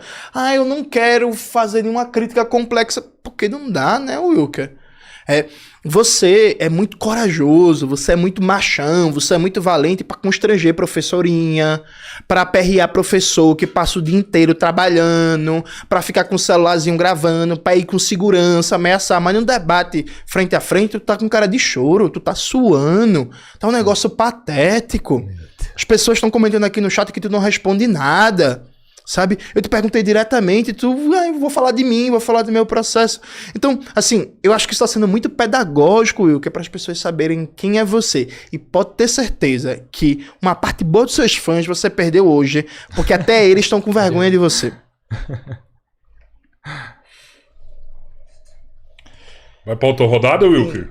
Conclusão, né? Conclusões finais. Vamos lá, então. Então pode... Conclusões finais. 5 Wilker, minutos pra conclusão você final. vai ter 5 minutos pra conclusão final. Você começou, o Jones vai encerrar. Fechado. São 5 minutos para cada. Obrigado aí, valeu. Pode começar, são 5 minutos. É engraçado como o Jones fala. Pois é, vocês estão vendo aí, né? Boa parte do público dele, ele perdeu. Essa sempre foi minha proposta. Nunca tive que enganar ninguém. Felizmente eu não tenho essa personalidade falsa e nojenta, que é uma das coisas que me enoja em qualquer pessoa. É atrás das câmeras ser uma coisa e na frente ser outra. Eu sou essa pessoa o tempo todo. Pelo amor de Deus, o cara diz que eu tô com cara de choro e eu me finjo de corajoso. Isso é uma dicotomia burra que a todo tempo é apresentada em relação a mim. Eu estou... E ele fala também que eu vou com segurança. Eu nunca fiz isso, tá tudo esclarecido. Eu tô todo dia naquela universidade de covardes que só tem coragem de me peitar em grupo, em manifestação política. Eu tô todo dia lá e não é pra peitar ninguém, é pra exercer o meu livre direito de poder circular naquele lugar e estar em sala de aula, né? Que é onde eles tentam me cercear. Mas o meu objetivo aqui sempre foi muito claro: ser um aluno dentro da sala de aula, vivendo o processo pedagógico de formação e apresentar o que acontece lá dentro a partir dos meus questionamentos que eu tenho o direito de ter. Qualquer aluno tem o direito de ter. Óbvio que tem que estar linkado com a matéria, mas fazer um julgamento de mérito. Isso não tem substância e não sei... Aí tá vendo onde a gente vai cair? A gente vai cair de novo na dominância de esquerda. Qual que é o critério para avaliar o que tem substância ou não? O que tem conteúdo ou não? Qual que é o mérito que vai ser avaliado e qual que não vai? Vai ser o viés do professor, se for assim. Então, todo aluno deve ter o espaço de poder questionar, obviamente, dentro do objeto de aula. E só a título de curiosidade também, eu tenho mais de 70 vídeos em episódios dessa saga no meu canal. Sabe quantos de aula tem lá? Tem nem 30 de aula. A maioria, os que são de aula e vai dar mais de 30, é porque são da mesma aula, dividido vários em quatro partes. Porque os professores teimam em transformar a aula em mim, em discutir o Wilker Leão, discutir o que eu faço e tal, cancelar a aula, e aí alguém grava lá e me manda a aula. É isso que virou a universidade quando tem alguém lá para expor o enviesamento, a hipocrisia, a perseguição. E essa é uma realidade que quem não quer enxergar não vai enxergar, porque é da bolha mesmo. Ele se sente incomodado, igual o Jones aqui está incomodado de ter alguém tirando esse comodismo, os tirando da zona de conforto. Tava muito bom criar essa militância político-partidária lá, enviesar todo o conteúdo acadêmico, viver reprovando pessoas que não estão alinhadas com eles para poderem produzir aí sim críticas complexas dentro do espaço adequado, que é o âmbito de uma pós-graduação, futuramente tentarem ser docentes, mas não há esse espaço para quem diverge do pensamento. Nenhuma graduação você pode terminar, aí não adianta fazer deboche, não vai terminar. Eu já sou advogado, já fiz minha graduação, estou no momento em que eu felizmente posso fazer isso mesmo e estou provando a minha tese. Isso é mais poderoso do que qualquer diploma poderia ser. Eu tenho uma tese de que há um enviesamento do conhecimento e uma perseguição a todo mundo que discorda disso. Estão provando ou não? Se eu estivesse mentindo, se fosse ridículo tudo que eu tenho a apresentar, não seria mais interessante ridicularizar? Para que perseguir alguém que não representa risco algum? Alguém que só tá deturpando a realidade mesmo? Então deixa ele aí. Ele não causa incômodo nenhum. Deveria ser essa lógica, né? É o quem não deve não teme. Então se há temor ali é porque há uma dívida. E a dívida é: a gente está pagando por algo que vocês estão produzindo que está completamente desalinhado daquilo que a gente espera enquanto sociedade. E tem alguém mostrando. A gente está vendo. A gente está começando a trabalhar. Quem sabe como que vai ser o futuro? Vocês acham que vocês vão ter essa autonomia aí para sempre? Como o Jones fica falando o tempo todo aqui que eu tô falando sobre mim, ele fala o tempo todo, ele vai ser deputado, vai mamar. Vocês vão ver o trabalho que se eu for deputado um dia eu vou fazer, viu? Essa autonomia universitária vai acabar em todos os sentidos. Vocês serão como qualquer membro da administração pública, vinculados a regras objetivas. Acabou. Currículo objetivo, seleção mediante concurso público, financeiro, vai gerir bem os recursos públicos destinados a vocês. Vai acabar essa de jogar fora. Cumprimento de lei, a polícia vai estar aí dentro sim, vai ter autonomia administrativa coisa nenhuma. Se tem estudante cometendo crime, vai ser preso. Acabou a bagunça, é por isso que vocês temem tanto esse trabalho que vai dar os frutos que darão. Então daqui a um tempo, não adianta falar, pode chorar. Pode chorar. Então o Jones é a representação de um choro aqui, que vocês vão chorar muito lá no futuro, porque toda a legislação educacional que dá esse conforto safado para vocês aí vai chegar ao fim e muito provavelmente vai ser mediante uma caneta que vai sair da minha mão. Obrigado, Wilker. Considerações finais, 5 minutos, Jones. Gente, aproveitando que a gente falou bastante da UNB e que o Wilker Leão atrapalha as aulas lá, quero mandar um abraço para todo mundo da comunidade Sol Nascente. Da última vez que eu estive em Brasília, eu pude acompanhar uma atividade na comunidade, participei lá, um trabalho comunitário muito importante e muito interessante, salvando vidas a partir do hip hop, da cultura. Mandar um abraço pro camarada Chico, lá do Sol Nascente, não sei se ele tá ouvindo, mas foi muito bom para mim conhecer que é uma das maiores favelas da América Latina. Fica lá em Brasília, provavelmente o Wilker Leão nunca foi, enfim, ele gosta de ganhar views na internet e tal. Quero mandar um abraço também para todo mundo do DCE Ernestino Guimarães, da UNB, que está acompanhando a gente, e mandar um abraço especial para os meus camaradas da UJC, da União da Juventude Comunista, que estão sempre na luta em defesa da universidade pública, da universidade popular, contra todos os cortes na educação, em defesa de um projeto soberano de ciência e tecnologia para o Brasil, fazendo os enfrentamentos necessários, tanto ao projeto neoliberal quanto ao projeto da extrema-direita. A gente está num período que vai ter CONUNE, né, que é o Congresso da Uni. Então, se você é estudante de universidade pública ou privada, vai chegar junto do CONUNE, procure a galera da UJC, a Juventude do PCBR, o Partido Comunista Brasileiro Revolucionário. Por fim, eu quero pedir desculpas a vocês que acompanharam até agora, dizer que eu esperava um debate muito melhor, que eu esperava poder debater mais sobre educação básica, sobre ensino superior, sobre produção de ciência e tecnologia, sobre produção de patentes, sobre o orçamento no Brasil, condições de trabalho dos professores, mas como vocês viram, eu tentei o debate todo tirar leite de pedra, né? O Wilker Leão é uma das pessoas mais desqualificadas, eu falo isso com bastante tristeza, dado o alcance que você tem, uma das pessoas mais desqualificadas que eu já vi na minha vida. Um debatedor que, enquanto debatedor, ele não tem retórica, ele não tem dados, ele não conhece nada, ele passou quase que um quinto do debate agarrado a citar 3 emendas de 3 disciplinas, sendo que cada curso tem mais de 20 disciplinas diferentes. Ele se contradisse o debate inteiro. Ele falou que os comunistas são irrelevantes, que comunistas são uma bolha, que ninguém liga, e ao mesmo tempo a universidade inteira é comunista, a pós-graduação inteira é comunista. Ele propôs um modelo de vestibular para o ingresso de pós-graduação. Ele falou de meritocracia para professores, desconsiderando como é que funciona a universidade. Ele disse que Piaget é marxista. Ele ficou com medo de tentar citar teorias pedagógicas marxistas porque ele não tem conhecimento de absolutamente nada e ele ficou inseguro, ficou com essa cara de choro que ele tá agora para não passar mais vergonha ainda. Então assim, eu lamento o baixo nível do debate, mas eu acho que isso tem um elemento pedagógico. Veja, o Wilker Leão, ele ficou famoso nas redes sociais dando uma lacradinha. Ele ficou famoso nas redes sociais atrapalhando uma aula. Ele ficou famoso nas redes sociais constrangendo professores e alunos. Vocês acabaram de ver num debate ao vivo aqui a incapacidade dele de juntar A com B, de raciocinar, de desenvolver uma ideia, de conseguir sustentar uma argumentação. É esse sujeito aqui que agora quer seu voto para deputado, sem entender nada da educação, sem nunca ter dado um dia de luta pela educação, sem ter uma compreensão básica do que é a educação brasileira, os problemas da educação brasileira. Ele quer seu voto baseado numa ideia de que existe supostamente uma dominação marxista na internet e que ele é perseguido porque ele é o único não marxista da universidade, que na UNB todo mundo é marxista, menos ele.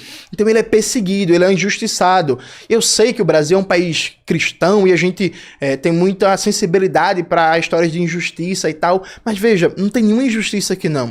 O que a gente tem é um menino perdido na vida, que decidiu ganhar dinheiro lacrando na internet, tentou ser anti-bolsonarista e viu que não dava futuro, aí se aproximou do MBL, aí se afastou, aí agora tá no colo do Bolsonaro, vai virar tchutchuca do Bolsonaro e vai querer entrar lá no estado para ficar ganhando 40, 50 mil sem fazer nada. Veja, você que é de direita, que é sério, perceba que ele não tem conteúdo, não tem o que apresentar. Então assim, não desperdice seu voto com ele não vale a pena. Por fim, recado muito importante, né? Dia 2 de junho, agora, lá em Recife, vai ter o ato em defesa do deputado Glauber Braga, que está lutando contra o orçamento secreto, e Arthur Lira está sendo perseguido. Então você, que é de Recife, dia 2 de junho, às 5 horas da tarde, na escadaria da FDR, ato em defesa do camarada Glauber. E eu acho que é isso. Quero agradecer a todo mundo que ficou até agora, agradecer a Rodrigo, a Roberto, a Pedro que está aqui, e dizer que foi um prazer inenarrável, Wilker, vingar todas as aulas que você atrapalhou, lhe dando uma aula sem você poder interromper. Vingar, é. Pô, galera, valeu. A gente bateu um recorde aqui no canal hoje. Chegamos aí a quase 25 mil pessoas ao vivo. Eu tenho certeza que esse vídeo vai chegar milhões de pessoas. Então, o Jones foi no banheiro. Obrigado, Jones. Obrigado a todo mundo. E muito obrigado, Wilker, mais uma vez. Pela coragem, pela disponibilidade, pelas palavras. Da mesma coisa vale pro Jones. Né? Então é isso aí, galera. Se inscreve no canal, dá like, compartilha. A gente vai continuar tentando fazer os melhores debates com as pessoas que vocês querem ver aqui. Isso. Exato. Amanhã a gente vai para São Paulo. Lá em São Paulo vai ter vários episódios lá. O padre Fábio Marinho vai estar lá, o Jones falou dele que hoje vai estar lá com a gente, vai ser muito legal. E depois a gente vai ter a Glenda aqui também, com a Vermont. Então, do MBL, né? A gente vai continuar com muita gente bacana aqui. Obrigado a todo mundo que ficou aí até agora. Tamo junto, salve aí. Se inscreve aí, comenta. Fui. Fui.